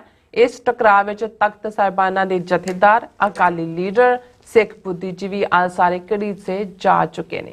ਸੋ ਇਸ ਬਾਰੇ ਆਪਾਂ ਗੱਲਬਾਤ ਕਰਨ ਜਾ ਰਹੇ ਹਾਂ। ਸੋ ਅਸੀਂ ਚਾਹਾਂਗੇ ਕਿ ਤੁਸੀਂ ਇਸੇ ਤਰ੍ਹਾਂ ਬਣੇ ਰਹਿਣਾ। ਦੇਖਣ ਸੁਣ ਲਈ ਐਂ ਲਿਖਣੇ ਤੁਹਾਡਾ ਸਭ ਦਾ ਬਹੁਤ ਬਹੁਤ ਧੰਨਵਾਦ ਜੀ। ਡਾਕਟਰ ਸਾਹਿਬ ਕੀ ਕਹਿਣਾ ਚਾਹੋਗੇ? ਦੇਖੋ, ਕਿਉਂਕਿ ਸਿੱਖ ਹਲਕਿਆਂ ਦੇ ਵਿੱਚ ਚਰਚਾ ਹੀ ਅੱਜ ਕੱਲ੍ਹ ਉਸ ਸਾਰੇ ਮੁੱਦੇ ਦੇ ਉੱਤੇ ਹੈ ਜਿਹੜਾ 2 ਦਸੰਬਰ ਨੂੰ ਸਿੰਘ ਸਾਹਿਬਾਨ ਨੇ ਬਾਦਲ ਐਂਡ ਕੰਪਨੀ ਔਰ ਬਾਗੀ ਤੇ ਦਾਗੀ, ਅਲੀ ਬਾਬਾ 40 ਚੋਰ, ਇਹਨਾਂ ਸਾਰਿਆਂ ਦੀ ਟੀਮ ਦੇ ਬਾਰੇ ਜੋ ਵਰਡਿਕਟ ਦਿੱਤਾ ਹੈ ਜੀ, ਜਿਸ ਨੂੰ ਬਾਦਲ ਦਲ ਨੇ ਈਵਨ ਮੰਨਣਾ ਤਾਂ ਕੀ ਸੀ, ਰਾਦਰ ਉਸ ਤੋਂ ਤਾਂ ਉਹਨਾਂ ਨੇ ਵਾਇਲੇਟ ਕੀਤਾ ਹੀ ਕੀਤਾ, ਜਿਹੜਾ 3 ਦਿਨ ਦੇ ਅੰਦਰ ਅਸਤੀਫੇ ਦੇਣ ਲਈ ਕਿਹਾ ਸੀ। ਪਰ ਉਹਨਾਂ ਨੇ ਇਹ ਦੇਖਿਆ ਕਿ ਵੀ 5 ਜਿਹੜੇ ਸਿੰਘ ਸਾਹਿਬਾਨ ਨੇ ਇਹਨਾਂ ਚੋਂ ਜੇ ਕੋਈ ਵੋਕਲ ਜਾਂ ਸਿਧਾਂਤ ਦੀ ਇੰਟਰਪ੍ਰੇਟ ਕਰਨ ਵਾਲਾ ਜਾਂ ਜਿਸ ਨੇ ਉਸ ਦਿਨ ਮੌਕੇ ਦੇ ਉੱਤੇ ਵੀ ਜਿਹੜਾ ਉਹ ਕਾਫੀ ਕਲੈਰਿਟੀ ਦੇ ਨਾਲ ਗੱਲ ਕੀਤੀ, ਗਿਆਨੀ ਹਰਪ੍ਰੀਤ ਸਿੰਘ ਜਿਹੜੇ ਤਖਤ ਦਮਦਮਾ ਸਾਹਿਬ ਦੇ ਜਥੇਦਾਰ ਨੇ, ਕੁਛ ਦੇਰ ਉਹਨਾਂ ਨੂੰ ਐਕਟਿੰਗ ਜਥੇਦਾਰ ਵੀ ਲਾਇਆ ਸੀ, ਪਰ ਐਕਟਿੰਗ ਕਰਵਾ ਕੇ ਉਹਨਾਂ ਨੂੰ ਲੱਗਾ ਵੀ ਇਹ ਸਾਡੇ ਮੁਤਾਬਕ ਸ਼ਾਇਦ ਐਕਟਿੰਗ ਨਾ ਕਰ ਸਕੇ ਔਰ ਵਾਪਸ ਉਹਨਾਂ ਨੂੰ ਦਮਦਮਾ ਸਾਹਿਬ ਭੇਜ ਦਿੱਤਾ ਗਿਆ। ਗਿਆਨੀ ਰਘਬੀਰ ਸਿੰਘ ਉਹਨਾਂ ਨੂੰ ਲਾਇਆ। ਜੇ ਅਸੀਂ ਉਸ ਦੇ ਉੱਤੇ ਕਮੈਂਟ ਨਹੀਂ ਕਰਨਾ ਚਾਹੁੰਦੇ, ਲੇਕਿਨ ਇਹਦੇ 'ਚ ਕੋਈ ਸ਼ੱਕ ਨਹੀਂ ਹੈ ਕਿ ਵੀ ਇਹ ਇੱਕ ਪਾਸੇ ਜਿੱਥੇ ਸਾਡੀਆਂ ਧਿਰਾਂ ਜਿਹੜੀਆਂ ਪੰਥ ਪ੍ਰਸਤ ਸੰਘਰਸ਼ਸ਼ੀਲ ਨੇ ਉਹਨਾਂ ਨੂੰ ਲੱਗਾ ਵੀ ਇਹ ਤਾਂ ਜੋ ਸੁਣਾਇਆ ਉਹ ਟੈਪ ਔਨ ਦਾ ਰਿਸਟ ਹੈ, ਪਰ ਇੱਕ ਵੱਡੇ ਤਬਕੇ ਨੂੰ ਲੱਗਾ ਕਿ ਜੀ ਦੇਖੋ ਇਹਨਾਂ ਦੇ ਗਲਾਂ 'ਚ ਤਖਤੀਆਂ ਪਾ ਦਿੱਤੀਆਂ, ਇਹਨਾਂ ਨੂੰ ਲਿਆਂਦਾ ਔਰ ਇਹ ਮੰਨਿਆ ਸਾਰੇ ਗੁਨਾਹ। ਅਸੀਂ ਕਿਹਾ ਜੀ ਬਿਲਕੁਲ ਐਡਮਿਸਿਬਿਲਿਟੀ ਹੈ, ਜੇ ਅਕਾਊਂਟੇਬਿਲਿਟੀ ਨਹੀਂ ਹੈ। ਔਰ ਅਕਾਊਂਟੇਬਿਲਿਟੀ ਦਾ ਇੱਕ ਯਤਨ ਨਾਰਾਇਣ ਸਿੰਘ ਚੌੜਾ ਨੇ ਕੀਤਾ ਔਰ ਇਸ ਪਾਸੇ ਨੂੰ ਜਦੋਂ ਇਹਨਾਂ ਨੂੰ ਲੱਗਾ ਜਿਹੜਾ ਉਹਦੀ ਪੋਲੀਟੀਕਲ ਜਦੋਂ ਇਹਨਾਂ ਨੇ ਫਾਲ ਆਊਟ ਦੇਖਿਆ ਕਿ ਵੀ ਇਸ ਫੈਸਲੇ ਦਾ ਇਹ ਹੋਏਗਾ ਰਿਜ਼ਾਈਨ ਕਰਕੇ ਨਵੇਂ ਸਿਰਿਓਂ ਭਰਤੀ, ਬਾਕੀ ਲੋਕ ਵੀ ਆਣਗੇ, ਤਾਂ ਫਿਰ ਇਹ ਜਿਹੜਾ ਬਾਦਲ ਮਜੀਠੀਆ ਟੱਬਰ ਕਲੈਨ ਜਿਹੜੀ ਇਹਨਾਂ ਨੇ ਪ੍ਰਾਈਵੇਟ ਲਿਮਟਿਡ ਬਣਾਇਆ ਅਕਾਲੀ ਦਲ, ਸ਼੍ਰੋਮਣੀ ਕਮੇਟੀ, ਅਕਾਲ ਤਖਤ ਸਾਰਿਆਂ ਨੂੰ, ਇਹ ਤਾਂ ਸਾਡੇ ਹੱਥੋਂ ਨਿਕਲ ਸਕਦਾ। ਸੋ ਉਹਨਾਂ ਨੇ ਟੁਚਰਾਂ ਡਾਣੀਆਂ ਸ਼ੁਰੂ ਕਰ ਦਿੱਤੀਆਂ ਦੋਵੇਂ ਪਾਸਿਓਂ। ਇੱਕ ਪਾਸਿਓਂ ਤਾਂ ਉਹਨਾਂ ਨੇ ਕਿਹਾ ਜੀ ਦੇਖੋ ਇਹ ਕੱਲ੍ਹ ਨੂੰ ਸੁਪਰੀਮ ਕੋਰਟ ਜਾਂ ਇਲੈਕਸ਼ਨ ਕਮਿਸ਼ਨ ਸਾਡੀ ਮਾਨਤਾ ਨਾ ਰੱਦ ਕਰ ਦੇ ਕਿ ਜੀ ਇਹ ਤਾਂ ਧਰਮ ਇੰਟਰਫੀਅਰ ਕਰ ਰਿਹਾ। ਉਹ ਉਹਨਾਂ ਦੇ ਟੌਪ ਵਕੀਲ ਜਿਹੜੇ ਖੁਦ ਅਕਾਲੀਆਂ ਦੇ ਰਹੇ, ਉਹਨਾਂ ਨੇ ਆ ਕੇ ਪਬਲਿਕ ਮੀਡੀਆ 'ਚ ਕਿਹਾ ਜੀ ਬਿਲਕੁਲ ਉਹਨਾਂ ਨੇ ਅਕਾਲ ਤਖਤ ਦੇ ਜਥੇਦਾਰਾਂ ਨੇ ਕਿਹੜਾ ਆਪਣਾ ਪ੍ਰਧਾਨ ਬਣਾਇਆ, ਉਹਨਾਂ ਨੇ ਉਹਨਾਂ ਦੀ ਕੋਰ ਕਮੇਟੀ ਨੂੰ ਕਿਹਾ ਕਿ ਬਈ ਇਹਨਾਂ ਤੋਂ ਅਸਤੀਫੇ ਲਓ। ਭਰਤੀ ਕਰਾਉਣ ਲਈ ਵੀ ਉਹਨਾਂ ਨੇ ਜਿਹੜੀ ਕੋਆਰਡੀਨੇਸ਼ਨ ਕਮੇਟੀ ਮੋਨੀਟਰਿੰਗ ਬਾਡੀ ਹੈ, ਅਲਟੀਮੇਟਲੀ ਤਾਂ ਲੋਕਾਂ ਨੇ ਡੈਲੀਗੇਟਾਂ ਨੇ ਡਿਸਾਈਡ ਕਰਨਾ ਹੈ, ਸੋ ਉਹਨਾਂ ਦੀ ਕੋਈ ਇੰਟਰਫੇਰੈਂਸ ਨਹੀਂ ਹੈ। ਪਰ ਇਸ ਪਾਸੇ ਨੂੰ ਉਹਨਾਂ ਨੇ ਟਾਈਮ ਲੈ ਲਿਆ, ਹੁਣ 20 ਤਰੀਕ ਤੱਕ ਤੋਂ ਬਾਅਦ ਕੀ ਹੋਏਗਾ ਉਹ ਤਾਂ, ਲੇਕਿਨ ਉਹਨਾਂ ਨੇ ਦੇਖਿਆ ਕਿ ਵੀ ਜੇ ਇਹਦੇ 'ਚ ਕੋਈ ਤਬਦੀਲੀ ਕਰਵਾਉਣੀ ਹੈ ਤੇ ਉਹਨਾਂ ਨੂੰ ਜਿਹੜੇ ਐਗਜ਼ਿਸਟਿੰਗ ਜਥੇਦਾਰ ਨੇ ਉਹਨਾਂ ਨੂੰ ਦਬਾਅ ਥੱਲੇ ਲਿਆ ਜਾਏ, ਕਿਉਂਕਿ ਹਰਪ੍ਰੀਤ ਸਿੰਘ ਮੋਸਟ ਵੋਕਲ ਸੀ। ਸੋ ਉਹਦੇ ਖਿਲਾਫ ਹਰਪ੍ਰੀਤ ਸਿੰਘ ਦੇ ਪਹਿਲਾਂ ਵੀ ਵਲਟੋਏ ਨੂੰ ਅੱਗੇ ਕਰਕੇ ਨੈਗੇਟਿਵਿਟੀ ਕੀਤੀ। ਹੁਣ ਪਿਛਲੇ ਕੁਝ ਦਿਨਾਂ ਤੋਂ ਜਿਵੇਂ ਉਹਦੇ ਸਾਡੂ ਨੂੰ ਅੱਗੇ ਕਰਕੇ ਇਸ ਕਿਸਮ ਦੇ ਚਾਰਜ ਬਦ ਅਖਲਾਕੀ ਦੇ ਲਾਏ ਗਏ, ਡਿਫਰੈਂਟ ਚੈਨਲ ਸਣੇ PTC ਦੂਜੇ ਤੀਜੇ ਦੇ। ਹੁਣ ਪਹਿਲਾਂ ਉਹਨਾਂ ਦੇ ਪਰਿਵਾਰ ਦੇ ਉੱਤੇ ਇਸ ਕਿਸਮ ਦੇ ਲਾਂਛਨ ਲਾਏ ਗਏ। ਹੁਣ ਅਲਟੀਮੇਟਲੀ ਹਿਊਮਨ ਜਿੰਨੇ ਮਰਜ਼ੀ ਕੋਈ ਮਜ਼ਬੂਤ ਕਿਸੇ ਥਾਂ ਤੇ ਹੋਏ, ਹਿਊਮਨ ਬੀਇੰਗ ਤਾਂ ਹਿਊਮਨ ਬੀਇੰਗ ਹੁੰਦਾ। ਇੱਕ ਪਾਸੇ ਉਹਨਾਂ ਦਾ ਕਿਰਦਾਰ ਕੁਸ਼ੀ ਇਸ ਲੈਵਲ ਤੇ, ਦੂਸਰੇ ਪਾਸੇ RSS ਔਰ BJP ਨਾਲ ਸੰਬੰਧ, ਜਿਹਦੇ ਬਾਰੇ ਕੁਝ ਜੈਨੂਇਨ ਹਲਕਿਆਂ ਦੇ ਵਿੱਚ ਵੀ ਗੱਲ ਹੁੰਦੀ ਰਹੀ ਹੈ। ਪਰ ਹੁਣ ਕਿਉਂਕਿ ਜਦੋਂ ਅਸੀਂ ਇਹਦੀ ਇਹ ਟਾਈਮਿੰਗ ਦੇਖਦੇ ਹਾਂ ਕਿ 2 ਦਸੰਬਰ ਤੋਂ ਲੈ ਕੇ ਇਸ ਤੱਕ, ਯਾਨੀ ਹਰਪ੍ਰੀਤ ਸਿੰਘ ਨੇ ਪਿਛਲੇ ਕੱਲ ਪ੍ਰੈਸ ਕਾਨਫਰੰਸ ਵੀ ਕੀਤੀ ਹੈ, ਫਿਰ ਉਹਨਾਂ ਨੇ ਦਮਦਮਾ ਸਾਹਿਬ ਦੀ ਫਸੀਲ ਤੋਂ ਗੁਰੂ ਨੂੰ ਐਡਰੈਸ ਕਰਦੇ ਆ, ਜਿਹੜਾ ਉਹ ਸੰਗਤ ਦੇ ਸਾਹਮਣੇ, ਗੁਰੂ ਨੂੰ ਤਾਂ ਐਡਰੈਸ ਕਰਨ ਦਾ ਮਤਲਬ ਸੰਗਤ ਨੂੰ ਆਪਣਾ ਸਾਈਡ ਆਫ ਦਾ ਸਟੋਰੀ ਦੱਸਿਆ। ਔਰ ਉਹਨਾਂ ਨੇ ਕਿਹਾ ਵੀ ਮੈਂ ਬਿਲਕੁਲ ਰਿਜ਼ਾਈਨ ਨਹੀਂ ਕਰਾਂਗਾ, ਮੈਨੂੰ ਕੱਢਣਾ ਕੱਢ ਦੇਣ, ਔਰ ਕੋਈ ਵੀ ਜਿਹੜੀ 2 ਦਸੰਬਰ ਦਾ ਫੈਸਲਾ ਉਹਦੇ 'ਚ ਕੋਈ ਤਬਦੀਲੀ ਨਹੀਂ ਹੋ ਸਕਦੀ। ਹੁਣ ਇਸ ਸਾਰੇ 'ਚ ਕੀ ਹੋਏਗਾ? ਇੰਟਰਮ ਕਮੇਟੀ ਦੇ ਧਾਮੀ ਦਾ ਅਸੀਂ ਪਹਿਲਾਂ ਹੀ ਜ਼ਿਕਰ ਕੀਤਾ ਸੀ ਕਿ ਉਹ ਮਹਿਲਾ ਕਮਿਸ਼ਨ ਨੇ ਵੀ ਬੁਲਾਇਆ, ਅੱਜ ਬੀਬੀ ਜਗੀਰ ਕੌਰ ਨੂੰ ਮਹਿਲਾ ਕਮਿਸ਼ਨ ਨੇ ਸੱਦਿਆ ਸੀ। ਉਹਨੇ ਕਿਹਾ ਜੀ ਮੈਂ ਤਾਂ ਦਰਖਾਸਤ ਨਹੀਂ ਦਿੱਤੀ, ਜੋ ਕਾਨੂੰਨ ਮੁਤਾਬਕ ਕਾਰਵਾਈ ਕਰਨੀ ਹੈ ਕਰੋ। ਸੋ ਇਸ ਸਾਰੇ ਦੇ ਚੱਲਦੇ ਆ ਜੇ ਤੁਸੀਂ ਕੁੱਲ ਮਿਲਾ ਕੇ ਦੇਖੋ, ਮੈਂ ਅੱਜ ਹੀ ਇੱਕ ਡਿਬੇਟ ਜਿਹਦੇ 'ਚ ਗੁਰਤੇਜ ਸਿੰਘ IAS ਵੀ ਸੀ ਔਰ ਡਾਕਟਰ ਕੇਅਰ ਸਿੰਘ ਵੀ ਸੀ, ਬੀਬੀ ਕਰਨਜੋਤ ਕੌਰ ਮਸਤਾਰਾ ਸਿੰਘ ਦੀ ਦੋਤੀ ਔਰ ਹੁਣ ਸ਼੍ਰੋਮਣੀ ਕਮੇਟੀ ਮੈਂਬਰ ਉਹ ਵੀ ਸੀ, ਮੈਂ ਦੇਖ ਰਿਹਾ ਸੀ ਕਿ ਸਾਰੇ ਜਿਹੜੇ ਨੇ, ਹਾਲਾਂ ਹਰ ਕੋਈ ਸੁਹਿਰਤਾ ਨਾਲ ਗੱਲ ਕਰਦਾ, ਇੰਨੇ TV ਚੈਨਲਾਂ ਤੇ ਯੂਟਿਊਬਰ ਜਾਂ ਦੂਜੇ ਗੱਲ ਕਰ ਰਹੇ ਨੇ ਹੁਣ ਕੀ ਹੋਏਗਾ ਦੂਜਾ। ਪਰ ਜੇ ਤੁਸੀਂ ਇਹਨੂੰ ਕੁੱਲ ਮਿਲਾ ਕੇ ਦੇਖੋ, ਜਦੋਂ ਤੁਸੀਂ ਉਹਦੇ ਬਿਹਾਈਂਡ ਦੇਖਦੇ ਹੋ, ਫਿਰ ਜਿਹੜਾ ਅੰਗਰੇਜ਼ੀ ਦਾ ਲਫ਼ਜ਼ ਹੈ ਨੈਫੀਰੀਅਸ ਏਜੰਡਾ, ਨੈਫੀਰੀਅਸ ਏਜੰਡਾ ਕਿ ਜਿਹੜਾ ਕੰਮ ਉਹ ਅਕਾਲ ਤਖਤ ਨੂੰ ਢਾਹ ਕੇ ਨਹੀਂ ਕਰ ਸਕੇ, ਜੇ ਅਕਾਲ ਤਖਤ ਜੂਨ 84 ਚ ਢਾਇਆ, ਹਰ ਸਿੱਖ ਦੇ ਅੰਦਰ ਅਕਾਲ ਤਖਤ ਦਾ ਡਿਫਾਈਨਸ ਹੈ, ਚੈਲੰਜ ਹੈ ਸਿਸਟਮ ਨੂੰ। ਜੇ 6ਵੇਂ ਪਾਤਸ਼ਾਹ ਨੇ ਪਹਿਲੀ ਜੰਗ ਅੰਮ੍ਰਿਤਸਰ ਦੀ ਜੰਗ ਲੜੀ ਔਰ ਉਹਦਾ ਵਰਤਾਂਤ ਇਹੀ ਹੈ ਕਿ ਜੀ ਬਾਜ ਗੁਰੂ ਸਾਹਿਬ ਦਾ ਵੀ ਅਸਮਾਨ ਦੇ ਵਿੱਚ ਸੀ, ਸ਼ਾਹਜਹਾਂ ਵੀ ਨੇੜੇ ਤੇੜੇ ਕਿਤੇ ਜੰਗਲਾਂ ਦੇ ਵਿੱਚ ਸ਼ਿਕਾਰ ਕਰ ਰਿਹਾ ਸੀ, ਉਹਦਾ ਬਾਜ ਵੀ ਗੁਰੂ ਕੇ ਬਾਜ ਨੇ ਉਹਨੂੰ ਅੱਗੇ ਲਾ ਰਿਹਾ, ਸ਼ਾਹਜਹਾਂ ਦੇ ਬਾਜ ਨੂੰ, ਉੱਥੇ ਆ ਕੇ ਗੁਰੂ ਦੇ ਖੈਮੇ 'ਚ ਗੁਰੂ ਸਾਹਿਬ ਦੇ ਉਤਰਿਆ। ਔਰ ਜਦੋਂ ਉਹ ਟਰੈਕ ਕਰ ਰਹੀ ਸੀ ਜਿਹੜੀ ਉਹਨਾਂ ਦੀ ਟੀਮ, ਉਹਨਾਂ ਨੂੰ ਲੱਗਾ ਵੀ ਉਹ ਤਾਂ ਗੁਰੂ ਸਾਹਿਬ ਦੇ ਖੈਮੇ 'ਚ ਗਿਆ ਔਰ ਉਹਨਾਂ ਨੇ ਕਿਹਾ ਤੁਹਾਨੂੰ ਪਤਾ ਹੈ ਵੀ ਇਹ ਸ਼ਾਹਜਹਾਂ ਦਾ ਬਾਜ ਹੈ, ਵਾਪਸ ਕਰੋ। ਉਹਨੇ ਕਿਹਾ ਨਾ, ਇਹ ਸ਼ਿਕਾਰ ਦੇ ਨਿਯਮਾਂ ਦੇ ਖਿਲਾਫ ਹੈ, ਉਹ ਆਇਆ ਸਾਡੀ ਸ਼ਰਨ ਆਇਆ। ਔਰ ਗੁਰੂ ਸਾਹਿਬ ਨੇ ਦੇਖਣ ਲਈ ਕਿ ਭਾਈ ਹੁਣ ਇਹ ਟਕਰਾਅ ਵੀ ਹੋ ਸਕਦਾ ਹੈ, ਸੰਗਤਾਂ ਸਿੱਖਾਂ ਨੂੰ ਪੁੱਛਿਆ ਕਿ ਜੀ ਕਿਵੇਂ ਕਰਨਾ ਚਾਹੀਦਾ, ਕਿਉਂਕਿ ਉਹ ਧੌਂਸ ਜਮਾ ਰਹੇ ਸੀ ਸ਼ਾਹਜਹਾਂ। ਤੇ ਉਹਨਾਂ ਨੇ ਕਿਹਾ ਕਿ ਤਾਜ ਬਾਜ ਸਭ ਹੂੰ ਹਮ ਲੀਨੋ, ਵੀ ਇਕੱਲਾ ਇਹ ਬਾਜ ਦੀ ਗੱਲ ਨਹੀਂ, ਅਸੀਂ ਤਾਂ ਇਹਨਾਂ ਦਾ ਤਾਜ ਵੀ ਲੈਣਾ। ਹੁਣ ਅਕਾਲ ਤਖਤ ਤਾਂ ਇਹ ਡਿਫਾਈਨਸ ਹੈ ਕਿ ਪੱਗ ਤੇਰੀ ਕੀ ਜਹਾਂਗੀਰ ਦੀ ਗੱਲ ਤਾਂ ਇੱਥੋਂ ਹੈ। ਤੇ ਜੇ ਡਿਫਾਈਨਸ ਚੈਲੰਜ ਦੀ ਥਾਂ ਦੇ ਉੱਤੇ ਇਸ ਕਿਸਮ ਦਾ ਹੋ ਜਾਏ ਕਿ ਜਿਹੜੇ ਸਿੱਖ ਹੋਣ ਵਾਲੇ ਨੇ, ਜਿਹੜੀ ਅਕਾਲੀ ਪਾਰਟੀ 105 ਸਾਲ ਪਹਿਲਾਂ ਬਣੀ ਅਕਾਲ ਤਖਤ ਦੇ ਹੁਕਮਾਂ ਦੇ ਥੱਲੇ, ਅਕਾਲ ਤਖਤ ਤੇ ਉਹੀ ਉਹਦੀ ਸੁਪਰਾਮੇਸੀ ਨੂੰ, ਜਥੇਦਾਰਾਂ ਨੂੰ ਤਨਖਾਹਦਾਰ ਸਮਝਣ, ਉਹਨਾਂ ਨੂੰ ਸੈਕ ਕਰਨ ਦੀਆਂ ਧਮਕੀਆਂ ਹੋਣ, ਉਹਨਾਂ ਦੇ ਟੱਬਰਾਂ ਦੀ ਕਰੈਕਟਰ ਅਸੈਸੀਨੇਸ਼ਨ ਕਰ ਰਹੇ ਹੋ, ਜੋ ਕਰ ਰਹੇ ਨੇ, ਕਿਉਂਕਿ ਉਹਨਾਂ ਨੂੰ ਇਹ ਲੱਗਦਾ ਕਿ ਵੀ ਇਸ ਸਾਰੇ ਚੋਂ ਬਾਕੀ ਵੀ ਹੁੰਦਾ ਤਾਂ ਇਹੀ ਹੈ ਵੀ ਉਹ ਖੇਤਾਂ 'ਚ ਕਈ ਵਾਰੀ ਇੱਕ ਕਾਂ ਮਾਰ ਕੇ ਟੰਗ ਦਿੱਤਾ ਜਾਂਦਾ, ਬਾਕੀਆਂ ਨੂੰ ਸਬਕ ਹੁੰਦਾ ਕਿ ਭਾਈ ਜੇ ਇੱਕ ਨੂੰ ਸਬਕ, ਹਾਲਾਂ ਅਸੀਂ ਕੋਈ ਵਾਊਚ ਨਹੀਂ ਕਰਦੇ ਕਿ ਬਈ ਗਿਆਨੀ ਹਰਪ੍ਰੀਤ ਸਿੰਘ ਦਾ ਕੋਈ ਟਰੈਕ ਰੈਕਡ ਬਿਲਕੁਲ ਕਲੀਨ ਹੈ ਜਾਂ ਨਹੀਂ ਹੈ, ਪਰ ਇਹਦੇ ਬਾਰੇ ਕੋਈ ਦੋ ਰਾਵਾਂ ਨਹੀਂ ਨੇ ਕਿ 2 ਦਸੰਬਰ ਤੋਂ ਲੈ ਕੇ ਅੱਜ 18 ਦਸੰਬਰ ਤੱਕ ਜੋ ਕੁਝ ਹੈ ਉਸ ਦਾ ਕਾਰਨ 2 ਦਸੰਬਰ ਦਾ ਫੈਸਲਾ ਹੈ। ਔਰ ਅਸੀਂ ਸਮਝਦੇ ਹਾਂ ਕਿ ਭਾਈ ਇਹ ਇੱਕ ਖਤਰਨਾਕ ਪਾਰਟ ਹੈ ਅਕਾਲ ਤਖਤ ਦੀ ਅਹਿਮੀਅਤ ਨੂੰ, ਅਕਾਲ ਤਖਤ ਦਾ ਰੋਲ ਜਿਹੜਾ ਸੋਵਰਨਟੀ ਦਾ ਰਾਜ, ਜਿੰਨਾ ਵੱਡਾ ਇਕੱਠ ਦਲ ਖਾਲਸਾ ਔਰ ਹੋਰ ਪੰਥਕ ਜਥੇਬੰਦੀਆਂ ਨੇ ਅਕਾਲ ਤਖਤ ਤੇ ਕੀਤਾ ਹੈ, ਮੈਸੇਜ ਉਹਨਾਂ ਨੇ ਵੀ ਬੜਾ ਕਲੀਅਰ ਦਿੱਤਾ ਹੈ ਕਿ ਭਾਈ ਇਹ ਜਿਹੜੀਆਂ ਖੇਡਾਂ ਨੇ ਬੰਦ ਕਰੋ। ਔਰ ਇਹ ਜਿਵੇਂ ਇੱਕ ਪਾਸੇ ਜਿਹੜੇ ਖੁਦ ਭਗੌੜੇ ਨੇ ਉਹ ਭਾਈ ਨਰੈਣ ਸਿੰਘ ਚੌੜਾ ਨੂੰ ਸਿੱਖੀ ਤੋਂ ਖਾਰਜ ਕਰਵਾਉਣ ਦੇ, ਉਹਨਾਂ ਕਿਹਾ ਵੀ ਤੁਹਾਤੋਂ ਬਾਕੀ ਤਾਂ ਹੋਇਆ ਨਾ ਕਿ ਵੀ ਤੁਸੀਂ KP ਗਿੱਲ ਔਰ ਬੇਅੰਤਾ ਔਰ ਇਹ ਜਿਨ੍ਹਾਂ ਨੇ ਬੇਅਦਬੀ ਕਰਵਾਈ, ਗੋਲੀ ਚਲਵਾਈ, ਜ਼ਾਲਮ ਪੁਲਿਸ ਅਫਸਰਾਂ ਤੋਂ ਹਜ਼ਾਰਾਂ ਨੌਜਵਾਨ ਮਰਵਾਏ, ਜੀ ਇਹ ਤੁਹਾਡਾ ਕਿੱਥੇ ਗਿਆ ਪਾਰਟ। ਸੋ ਅਸੀਂ ਸਮਝਦੇ ਹਾਂ ਵੀ ਬੇਸ਼ੱਕ ਇੱਕ ਚੇਤਨਤਾ ਪੈਦਾ ਹੋਈ ਹੈ ਪੰਜਾਬ 'ਚ, ਪੋਲਰਾਈਜੇਸ਼ਨ ਵੀ ਇਸ ਦੇ ਉੱਤੇ ਹੋਈ ਹੈ, ਇਸ ਮੁੱਦੇ ਦੇ ਉੱਤੇ ਪੰਥਕ ਧਿਰਾਂ ਇੱਕ ਪਲੇਟਫਾਰਮ ਤੇ ਆਈ ਹੈ, ਪਰ ਕੁੱਲ ਮਿਲਾ ਕੇ ਜਿਹੜੀ ਅਕਾਲ ਤਖਤ ਦੀ ਸੋਵਰਨਿਟੀ ਹੈ, ਅਕਾਲ ਤਖਤ ਦੀ ਆਨ ਸ਼ਾਨ ਹੈ, ਉਸ ਦੇ ਦੁਆਲੇ ਜੇ ਉਸ ਅਕਾਲ ਤਖਤ ਨੂੰ ਲਿਪ ਸਰਵਿਸ ਦੇ ਰਹੇ ਨੇ ਜ਼ਬਾਨ, ਅਸੀਂ ਜੇ ਅਕਾਲ ਤਖਤ ਦੀ ਸੁਪਰਾਮੇਸੀ, ਪਰ ਖੇਡ ਉਹੀ ਖੇਡ ਰਹੇ ਨੇ ਕਿ ਅਕਾਲ ਤਖਤ ਦੇ ਜਥੇਦਾਰ ਸਮੇਤ ਬਾਕੀ ਜਥੇਦਾਰ ਸਾਡੀ ਜੇਬ 'ਚ ਹੋਣ ਤੇ ਅਸੀਂ ਮਨ ਮਰਜ਼ੀ ਦੇ ਫੈਸਲੇ ਕਰਵਾਈਏ। ਇਹ ਇੱਕ ਦੁਖਦਾਈ ਰੁਝਾਨ ਹੈ। ਜੀ ਰਾਜ ਸਾਹਿਬ ਤੁਹਾਡਾ ਬਹੁਤ ਬਹੁਤ ਸ਼ੁਕਰੀਆ। ਸੋ ਥਲੇ ਨੂੰ ਬ੍ਰੇਕ ਵਿਊਅਰਸ ਤੁਸੀਂ ਇਸੇ ਤਰ੍ਹਾਂ ਬਣੇ ਰਹਿਣਾ, ਮਿਲਦੇ ਹਾਂ after this short break.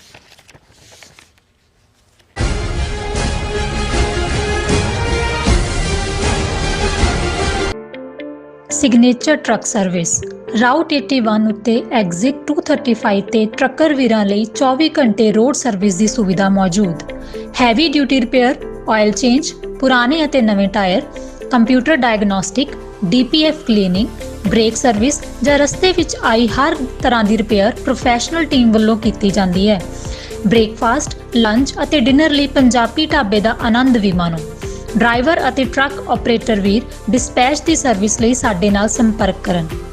Signature truck service 58 triangle drive, Weyers Cave, Virginia 24486।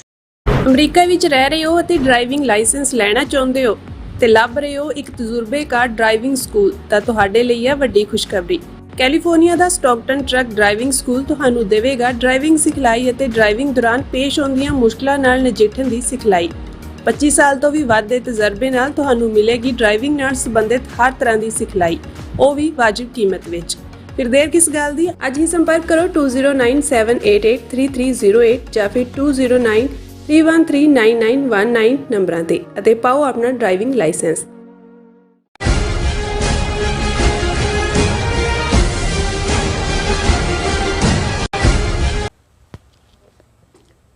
Viewers welcome back on programme. So viewers android section ਵਿੱਚ ਆਪਾਂ ਗੱਲਬਾਤ ਕਰਾਂਗੇ ਕਿ ਪਿਛਲੇ 4 ਦਿਨਾਂ ਤੋਂ ਭਾਰਤੀ ਪਾਰਲੀਮੈਂਟ ਵਿੱਚ ਭਾਰਤੀ ਸੰਵਿਧਾਨ ਦੀ ਉੱਚਤਾ ਨੂੰ ਲੈ ਕੇ ਕਾਵਾਂ ਰੌਲੀ ਪਾਈ ਜਾ ਰਹੀ ਹੈ ਔਰ ਹਕੀਕਤ ਵਿੱਚ ਭਾਰਤ ਇੱਕ ਹਿੰਦੂ ਰਾਸ਼ਟਰ ਬਣ ਚੁੱਕਾ ਅਤੇ ਭਾਰਤੀ ਪਾਰਲੀਮੈਂਟ ਵਿੱਚ ਜਿਹੜੀ ਇੱਕ ਹਿੰਦੂ ਤਵੀ ਕਲੱਬ ਵਾਂਗ ਜਿਹੜਾ ਬਿਹੇਵ ਹੈ ਉਹ ਕਰ ਰਹੀ ਹੈ। ਸੋ ਇਸ ਬਾਰੇ ਆਪਾਂ ਗੱਲਬਾਤ ਕਰਨ ਜਾ ਰਹੇ ਹਾਂ ਔਰ ਨਾਲ ਜਿਹੜੇ ਤੁਹਾਡੇ ਲਾਈਵ ਪੈਸਨ ਨੇ ਉਹ ਵੀ ਆਪਾਂ ਐਂਟਰਟੇਨ ਕਰਨ ਜਾ ਰਹੇ ਹਾਂ। ਸੋ ਅਸੀਂ ਚਾਹਾਂਗੇ ਕਿ ਤੁਸੀਂ ਇਸੇ ਤਰ੍ਹਾਂ ਬੜੇ ਰਹਿਣਾ, ਦੇਖਣ ਸੁਣਨੇ ਆ। ਲੇਕਿਨ ਤੁਹਾਡਾ ਸਭ ਦਾ ਬਹੁਤ ਬਹੁਤ ਸ਼ੁਕਰੀਆ। ਜੀ ਡਾਕਟਰ ਸਾਹਿਬ ਕੀ ਕਹਿਣਾ ਚਾਹੋਗੇ?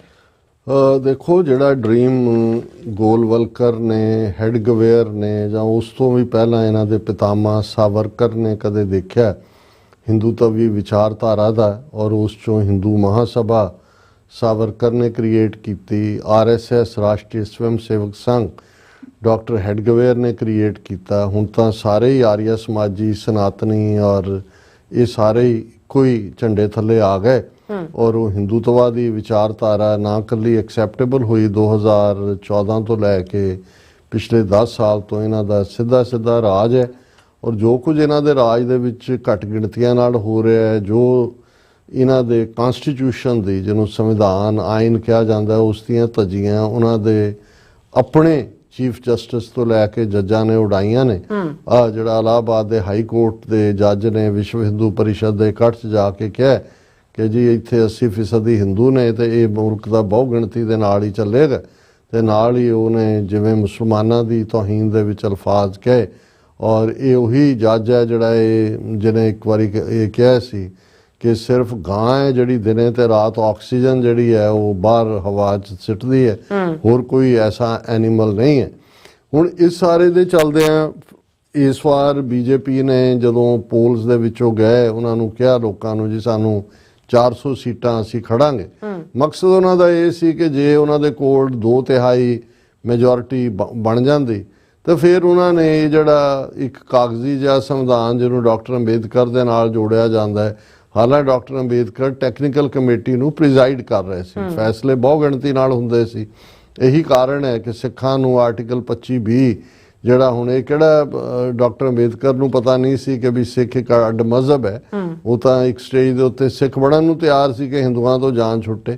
ਹੁਣ ਆਰਟੀਕਲ 25B ਜਿਹਦੇ ਥੱਲੇ ਹਿੰਦੂ ਧਰਮ ਦਾ ਹਿੱਸਾ ਬਣਾ ਦਿੱਤਾ ਸਿੱਖਾਂ ਬਹੁਤੀਆਂ ਜੈਨੀਆਂ ਨੂੰ, ਕਿਉਂਕਿ ਉਹਦੇ 'ਚ ਕੋਈ ਇਹ ਨਹੀਂ ਸੀ ਕਿ ਜੀ ਅੰਬੇਦਕਰ ਘਰ ਬਹਿ ਕੇ ਕੁਝ ਸੰਵਿਧਾਨ ਲਿਖ ਕੇ ਲਿਆਏ ਤੇ ਉੱਥੇ ਜਿਹੜਾ ਉਹਨਾਂ ਨੇ ਹੇਲ ਕਨਸਟੀਟਿਊਸ਼ਨ ਕਰਕੇ ਉਹਨੂੰ ਮੰਨ ਲਿਆ। ਇਹ ਉਹ ਇੱਕ ਟੈਕਨੀਕਲ, ਜਿਵੇਂ ਤੁਸੀਂ ਪ੍ਰੀਜ਼ਾਈਡ ਕਰ ਰਹੇ ਹੁੰਦੇ ਹੋ, ਬਹੁਤ ਬ੍ਰਿਲੀਅੰਟ ਸਨ ਡਾਕਟਰ ਅੰਬੇਦਕਰ। ਇੱਥੋਂ ਕੋਲੰਬੀਆ ਯੂਨੀਵਰਸਿਟੀ ਚੋਂ ਕਿੰਨੀਆਂ ਉਹਨਾਂ ਨੇ ਡੀ.ਲਿਟ PhDs ਔਰ ਆਪਣੇ ਜ਼ਮਾਨੇ ਦੇ ਬਹੁਤ ਵੱਡੇ ਇੰਟੈਲੈਕਚੁਅਲ। ਲੇਕਿਨ ਇਹਦੇ 'ਚ ਕੋਈ ਸ਼ੱਕ ਨਹੀਂ ਹੈ ਕਿ ਸੰਵਿਧਾਨ ਸਭਾ ਨੇ ਤਾਂ ਮੈਜੋਰਟੀ ਨਾਲ ਉਹਨੂੰ ਪਾਸ ਕੀਤਾ ਹੋਇਆ ਉਸ ਆਇਨ ਨੂੰ। ਇਹਦੇ ਬਾਵਜੂਦ 110 ਤੋਂ ਜ਼ਿਆਦਾ ਉਹਦੇ 'ਚ ਅਮੈਂਡਮੈਂਟਸ ਹੋ ਚੁੱਕੀਆਂ ਨੇ। ਲੇਕਿਨ ਕਿਉਂਕਿ ਇੱਕ ਜਦੋਂ ਤੁਸੀਂ ਰਿਚੁਅਲ ਕਰਨਾ ਹੁੰਦਾ ਹੈ, ਉਦੋਂ ਜਿਨ੍ਹਾਂ ਦੇ ਕੋਲ ਅੱਜ ਪਾਵਰ ਹੈ, ਉਹਨਾਂ ਨੇ ਤਾਂ ਕਦੇ ਨਾ ਤਿਰੰਗੇ ਨੂੰ ਆਪਣਾ ਝੰਡਾ ਮੰਨਿਆ, ਨਾ ਸੰਵਿਧਾਨ ਨੂੰ ਮੰਨਿਆ। ਇਹ ਵੱਖਰੀ ਕਹਾਣੀ ਹੈ ਕਿ ਉਸ ਮੌਕੇ ਦੀ ਉਡੀਕ 'ਚ ਨੇ ਜਦੋਂ ਕਿ ਉਹ ਮਨੂ ਸਮ੍ਰਿਤੀ ਨੂੰ ਆਪਣਾ ਸੰਵਿਧਾਨ ਡਿਕਲੇਅਰ ਕਰਨ, ਜਿਹੜਾ ਆਲਰੇਡੀ ਇਨ ਪ੍ਰੈਕਟਿਸ ਉਹ ਕਰ ਹੀ ਰਹੇ ਨੇ। ਲੇਕਿਨ ਇਹ 4 ਰੋਜ਼ਾ ਜਿਹੜੀ ਇਹਨਾਂ ਦੀ ਡਿਬੇਟ ਹੋਈ, 2 ਦਿਨ ਪਾਰਲੀਮੈਂਟ 'ਚ, 2 ਦਿਨ ਰਾਜ ਸਭਾ 'ਚ, ਔਰ ਉਹਦੇ ਮੋਦੀ ਤਾਂ ਨੇੜੇ ਤੇੜੇ ਆਪਣਾ ਲੈਕਚਰ ਕਰਕੇ ਦੌੜ ਗਿਆ। ਔਰ ਹਾਲਾਂ ਮੈਂ ਇਹ ਦੇਖਦਾ ਕਿ ਜਿਵੇਂ ਮਹੂਆ ਮੋਤਰੇ ਵਰਗੀ ਬੜੀ ਬ੍ਰਿਲੀਅੰਟ ਪਾਰਲੀਮੈਂਟੇਰੀਅਨ ਹੈ ਬੰਗਾਲ ਦੀ ਬੀਬੀ, ਜਿਵੇਂ ਉਹ ਤਿਆਰ ਕਰਕੇ, ਔਰ ਫਖਰ ਮਹਿਸੂਸ ਹੁੰਦਾ ਵੀ ਕਾਸ਼, ਹਾਲਾਂ ਉੱਥੇ ਤੁਸੀਂ ਇੱਕ ਬੋਲੇ ਕੰਨਾਂ ਨੂੰ ਸੁਣਾ ਰਹੇ ਹੁੰਦੇ ਹੋ, ਲੇਕਿਨ ਇੰਟੈਲੈਕਟ ਦਾ ਲੈਵਲ, ਔਰ ਤੁਸੀਂ ਇੱਥੇ ਧਾਮੀ ਤੋਂ ਲੈ ਕੇ ਅਕਾਲੀਆਂ ਦਾ ਔਰ ਇਹਨਾਂ ਦਾ ਲੈਵਲ, ਬੋਲਣ ਦਾ, ਤੁਰਨ ਦਾ ਡੰਗਰ ਜਿਵੇਂ ਇਕੱਠੇ ਕਰਕੇ ਲਿਆਂਦੇ ਹੁੰਦੇ ਨੇ। ਲੇਕਿਨ ਇਸ ਸਾਰੇ ਚੋਂ ਇਨ ਦਾ ਐਂਡ ਉਹਨੇ, ਜਿਹਨੂੰ ਗੁਰੂ ਸਾਹਿਬ ਨੇ ਕਿਹਾ ਵੀ ਜੋ ਜੀ ਹੋਏ ਸੋ ਉਗਵੈ ਮੂੰਹ ਕਾ ਕਿਹਾ ਵਾਓ, ਬਿਲਕੁਲ, ਕਿ ਬਹੁਤ ਵਾਰ ਜੋ ਤੁਹਾਡੇ ਦਿਲ 'ਚ ਹੁੰਦਾ ਹੈ ਉਹ ਬਾਹਰ ਆ ਜਾਂਦਾ ਹੈ। ਮੂੰਹ 'ਚੋਂ ਤਾਂ ਹਵਾ ਨਿਕਲਦੀ ਹੈ ਕਿ ਵੀ ਤੁਸੀਂ ਕਿਸੇ ਬਾਰੇ ਬੜੇ ਪਿਆਰੇ ਲਫ਼ਜ਼ ਕਹਿ ਰਹੇ ਹੁੰਦੇ ਹੋ, ਬਟ ਅਚਾਨਕ ਸੱਚ ਬਾਹਰ ਆ ਜਾਂਦਾ। ਹੁਣ ਜਦੋਂ ਉਹ ਕਨਕਲੂਡ ਕਰ ਰਿਹਾ ਸੀ ਅਮਿਤ ਸ਼ਾਹ ਉਸ ਡਿਬੇਟ ਨੂੰ, ਤੇ ਉਹਨੇ ਕਾਂਗਰਸ ਵੱਲ ਇਸ਼ਾਰਾ ਕਰਕੇ ਕਿਹਾ ਕਿ ਜੀ ਤੁਸੀਂ ਬਾਬਾ ਸਾਹਿਬ ਅੰਬੇਦਕਰ ਨੂੰ ਜਿਹੜਾ ਬਾਬਾ ਸਾਹਿਬ ਕਹਿੰਦੇ ਨੇ, ਕਿ ਜੀ ਤੁਸੀਂ ਬਾਬਾ ਸਾਹਿਬ ਕੂਕਦੇ ਹੋ, ਜਿੰਨੀ ਵਾਰੀ ਤੁਸੀਂ ਬਾਬਾ ਸਾਹਿਬ ਕਹਿੰਦੇ ਹੋ, ਜੇ ਤੁਸੀਂ ਰੱਬ ਨੂੰ ਧਿਆਉਂਦੇ ਹੁੰਦੇ ਉਨੀ ਵਾਰ ਤੇ ਜਿਹੜੇ ਹੈਵਨ ਦੇ, ਸਵਰਗ ਦੇ ਦਰਵਾਜ਼ੇ ਤੁਹਾਡੇ ਲਈ ਖੁੱਲ ਜਾਂਦੇ। ਹੁਣ ਇਹਦੇ ਤੇ ਬੜਾ ਰੌਲਾ ਕਾਂਗਰਸ ਨੇ ਪਾਇਆ ਹੋਇਆ ਜੀ, ਬਾਬਾ ਸਾਹਿਬ ਦੀ ਬੇਇੱਜ਼ਤੀ ਕਰਤੀ, ਰਿਜ਼ਾਈਨ ਕਰੇ, ਮਾਫੀ ਮੰਗੇ, ਦੂਜਾ ਤੀਜਾ ਕਰੇ। ਹੁਣ ਹਕੀਕਤ ਦੇ ਵਿੱਚ ਕਾਂਗਰਸ ਨੇ, ਜਿਨ੍ਹਾਂ ਦੇ ਕੋਲ ਪਾਵਰ ਸੀ, ਇੰਦਰਾ ਗਾਂਧੀ, ਰਾਜੀਵ ਗਾਂਧੀ, ਉਹਨਾਂ ਨੇ ਕਨਸਟੀਟਿਊਸ਼ਨ ਦੇ ਨਾਂ ਥੱਲੇ ਕੀ ਨਹੀਂ ਕੀਤਾ, ਸਿੱਖਾਂ ਨੂੰ ਦੱਸਣਗੇ ਕਿ ਜੀ ਉਸ ਕਨਸਟੀਟਿਊਸ਼ਨ ਦੇ ਥੱਲੇ ਡੈਮੋਕ੍ਰੇਸੀ ਹੈ ਜਾਂ ਦੂਜਾ।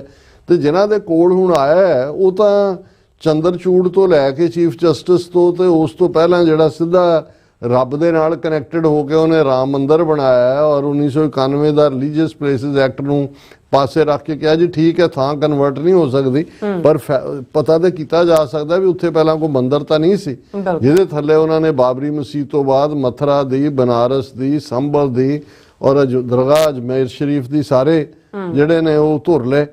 ਹੁਣ ਇਸ ਸਭ ਤੋਂ ਬਾਅਦ ਜੇ ਇਹ ਕਹਿਣਾ ਹੋਏ ਕਿ ਪਾਰਲੀਮੈਂਟ ਦੀ ਜਿਹੜੀਆਂ ਡਿਬੇਟਸ ਨੇ ਉਹ ਇੱਕ ਕਲੱਬ, ਹਿੰਦੂਤਵੀ ਕਲੱਬ ਹੈ, ਉਹਦੇ 'ਚ ਜਾ ਕੇ ਸਾਰੇ ਆਪੋ ਆਪਣਾ ਜਿਹੜਾ ਉਹ ਉਸ ਕਿਸਮ ਦਾ ਜਿਹੜਾ ਉਹ ਵਾਵੇਲਾ ਨਜ਼ਰ ਆਉਂਦਾ, ਕਾਂਵਾਂ ਰੌਲੀ ਹੁੰਦੀ ਹੈ, ਪਰ ਹੋਣਾ ਅਲਟੀਮੇਟਲੀ ਉਹੀ ਹੈ ਜੋ ਨਾਗਪੁਰ ਨੇ ਚਾਹਣਾ ਔਰ ਉਹੀ ਹੋ ਰਿਹਾ। ਜੀ ਡਾਕਟਰ ਸਾਹਿਬ, ਤੁਹਾਡਾ ਬਹੁਤ ਬਹੁਤ ਸ਼ੁਕਰੀਆ। ਹੁਣ ਆਪਾਂ ਜਿਹੜੇ ਆਪਣੇ ਵਿਊਅਰਸ ਦੇ ਮੈਸੇਜ ਨੇ ਉਹ ਲੈਣ ਜਾ ਰਹੇ ਹਾਂ, ਸਭ ਦੀ ਚੜ੍ਹਦੀ ਕਲਾ ਦੇ ਮੈਸੇਜ ਨੇ। ਔਰ ਬਲਜੀਤ ਬਰਾੜ ਜੀ ਸਾਨੂੰ ਫਤਿਹ ਬੁਲਾਉਂਦੇ ਨੇ, ਵਾਹਿਗੁਰੂ ਜੀ ਕਾ ਖਾਲਸਾ ਵਾਹਿਗੁਰੂ ਜੀ ਕੀ ਫਤਿਹ।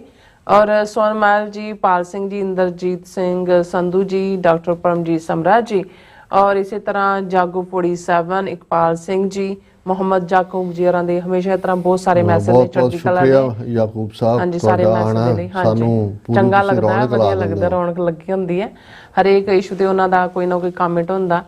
ਸੋ ਬਹੁਤ ਵਧੀਆ ਨੇ ਮੈਸੇਜ ਨੇ। ਕਿਹਾ ਕਿ ਵੀ ਉਹਨਾਂ ਨੇ ਪੁੱਛਿਆ ਕਿ ਸੱਚ ਹੈ ਕਿ ਦਰਬਾਰ ਸਾਹਿਬ ਅੰਮ੍ਰਿਤਸਰ ਦੀ ਬੁਨਿਆਦ ਸੂਫੀ ਮੀਆਂ ਮੀਰ ਸਾਹਿਬ ਨੇ ਰੱਖੀ ਸੀ? ਬਿਲਕੁਲ ਠੀਕ ਹੈ। ਗੁਰੂ ਅਰਜਨ ਸਾਹਿਬ ਨੇ ਉਹਨਾਂ ਨੂੰ ਬੜੇ ਆਨਰ ਦੇ ਨਾਲ ਲਾਹੌਰ ਤੋਂ ਇਨਵਾਈਟ ਕਰਕੇ ਉਹਨਾਂ ਤੋਂ ਜਿਹੜਾ ਸੰਗੇ ਬੁਨਿਆਦ ਰਖਵਾਇਆ ਸੀ ਸਾਈਂ ਮੀਆਂ ਮੀਰ, ਜਿਨ੍ਹਾਂ ਨੂੰ ਸਿੱਖ ਬਹੁਤ ਰਿਸਪੈਕਟ ਦੇ ਨਾਲ ਦੇਖਦੇ ਨੇ। ਬਿਲਕੁਲ।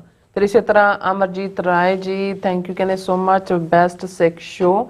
ਔਰ ਜਸਕੀਰਤ ਸਿੰਘ ਜੀ ਵੀ, ਔਰ ਇਸੇ ਤਰ੍ਹਾਂ ਅਮਰਜੀਤ ਸੈਣੀ ਜੀ, ਫਿਰ ਮੁਹੰਮਦ ਜਕਾਬ ਜੀ ਕਹਿੰਦੇ ਜਸ ਬੈਸਟ ਸਿੱਖ ਸ਼ੋ, ਕਹਿੰਦੇ ਧਰਮ ਸਿੰਘ ਜੀ ਵੀ, ਔਰ ਇਸੇ ਤਰ੍ਹਾਂ ਸਿੰਘ ਗਰਚਾ ਜੀ, ਔਰ ਇਸੇ ਤਰ੍ਹਾਂ ਕੁਲਦੀਪ ਕੌਰ ਜੀ, ਸੁਖਜੀਵਨ ਬੱਚੂ ਜੀ, ਆਲਵੇਜ਼ ਉਹਨਾਂ ਦਾ ਮੈਸੇਜ ਗੁੱਡ ਜੌਬ ਕਹਿੰਦੇ ਨੇ। ਔਰ ਜਗਜੀਤ ਸਿੰਘ ਜੀ, ਗਿਆਨ ਦਾ ਖਜ਼ਾਨਾ TV 84 ਕਹਿੰਦੇ ਨੇ, ਔਰ ਬਸਰਾ ਜੀ, ਫਿਰ ਇਸੇ ਤਰ੍ਹਾਂ ਮੁਹੰਮਦ ਯਾਕੂਬ ਜੀ, ਪਰਮਿੰਦਰ ਜੀ, ਫਿਰ ਤਰ੍ਹਾਂ ਬਲਿਹਾਰ ਸਿੰਘ ਕੰਗ ਜੀ, ਇਹ ਵੀ ਫਤਿਹ ਬੁਲਾਉਂਦੇ ਨੇ। ਸਤਨਾਮ ਸਿੰਘ ਜੀ ਵੀ ਖਾਲਸਾ ਜ਼ਿੰਦਾਬਾਦ ਕਹਿੰਦੇ ਨੇ। ਮੁਹੰਮਦ ਯਾਕੂਬ ਜੀ ਕਹਿੰਦੇ ਨੇ ਕਿ ਦੇਖ ਲੈਣਾ ਡਾਕਟਰ ਸਾਹਿਬ, ਦੁਸ਼ਮਣ ਨੇ ਪੂਰਾ ਜਿਹੜਾ ਪੂਰਾ ਗਜ਼ਾ ਤਬਾਹ हो बर्बाद कर दिया है और मुस्लिम दुनिया तमाशा देख रही है।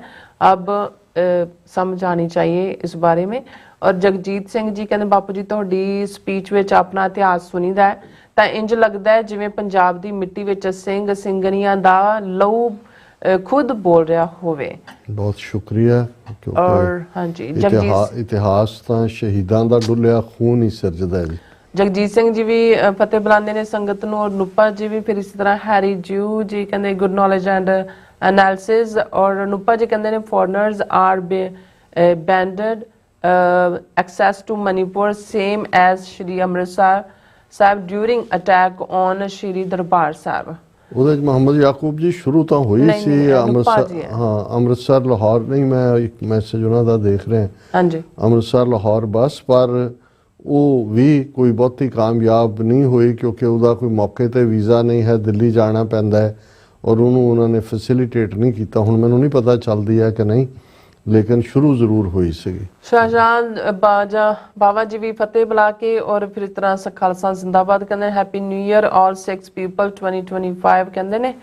और हाँ जी लाडी सिंह जी भी बलैकी अगेमिया जी भी नागरा साहब जी भी फिर इस तरह हरविंदर सिंह जी फिर इस तरह पन्नू जी तरनताਰਨ साहब तो देख रहे ने सानू। और शाहजाद बाबा जी कहते पाकिस्तान अफगानिस्तान ताजिकिस्तान और उज़्बेकिस्तान तुर्कमेनिस्तान कहंदे and Khalistan and Iran next to new geopolitical policy and plans and big business market happy new year all six people and Muslim Baba ji world news कहंदे ने। और इसी तरह नागरा साहब जी फिर इस तरह गुस्के कहते always great programme great analysis. Javed Babar ji भी नो हिंदी नो हिंदुस्तान पंजाब बनेगा खालिस्तान जगदीप सिंह जी और इस तरह जित सिंह जी और राजनप्रीत सिंह जी बलबिंदर सिंह जी फिर इसी तरह कुलदीप सिंह जी ऋषि भारद्वाज जी भी और सब का बहुत बहुत शुक्रिया। हाँ जी भारद्वाज जी तुसी जो ठीक अपने वालों कहा कि जी मेजोरिटी ने 80%, लेकिन जोड़ा मैं कोट किया है वो हाई कोर्ट का इलाहाबाद हाई कोर्ट का जज विश्व हिंदू परिषद की कन्वेंशन कह रहा कि हिंदू बहुगिणती मुल्क है और जिवें टब्बर दे विच जिहदी मेजोरिटी हुंदी उवें ही टब्बर चलता है, इवें ही मुल्क चलेगा। और ये तुसी भी स्टेटमेंट नूं देखिया होएगा जी। डॉक्टर साहब इस तरह अपने व्यूअर्स को लेने इजाजत। व्यूअर्स सारे प्रोग्राम का समा इत्थे मुकदा। तुसीं अपनी राय ते सुझाव सानूं भेजना भुलना साडे इस पते ते SOS@tv4.tv ते ਅਸੀਂ ਆਪਣਾ ਪ੍ਰੋਗਰਾਮ ਲੈ ਕੇ ਫਿਰ ਦੁਬਾਰਾ ਤੁਹਾਡੇ ਸਾਹਮਣੇ ਹੋਵਾਂਗੇ। ਤਦ ਤੱਕ ਲਈ ਮੈਨੂੰ ਤੇ ਆਪਣਾ ਰਸਨਾ ਆ ਗਿਆ ਦੋ ਦੇਖਦੇ ਰਹੋ TV 84 ਬੁਲਾ ਦਿਓ ਫਤਿਹ। ਵਾਹਿਗੁਰੂ ਜੀ ਕਾ ਖਾਲਸਾ ਵਾਹਿਗੁਰੂ ਜੀ ਕੀ ਫਤਿਹ। ਰੱਬ ਰਾਖਾ।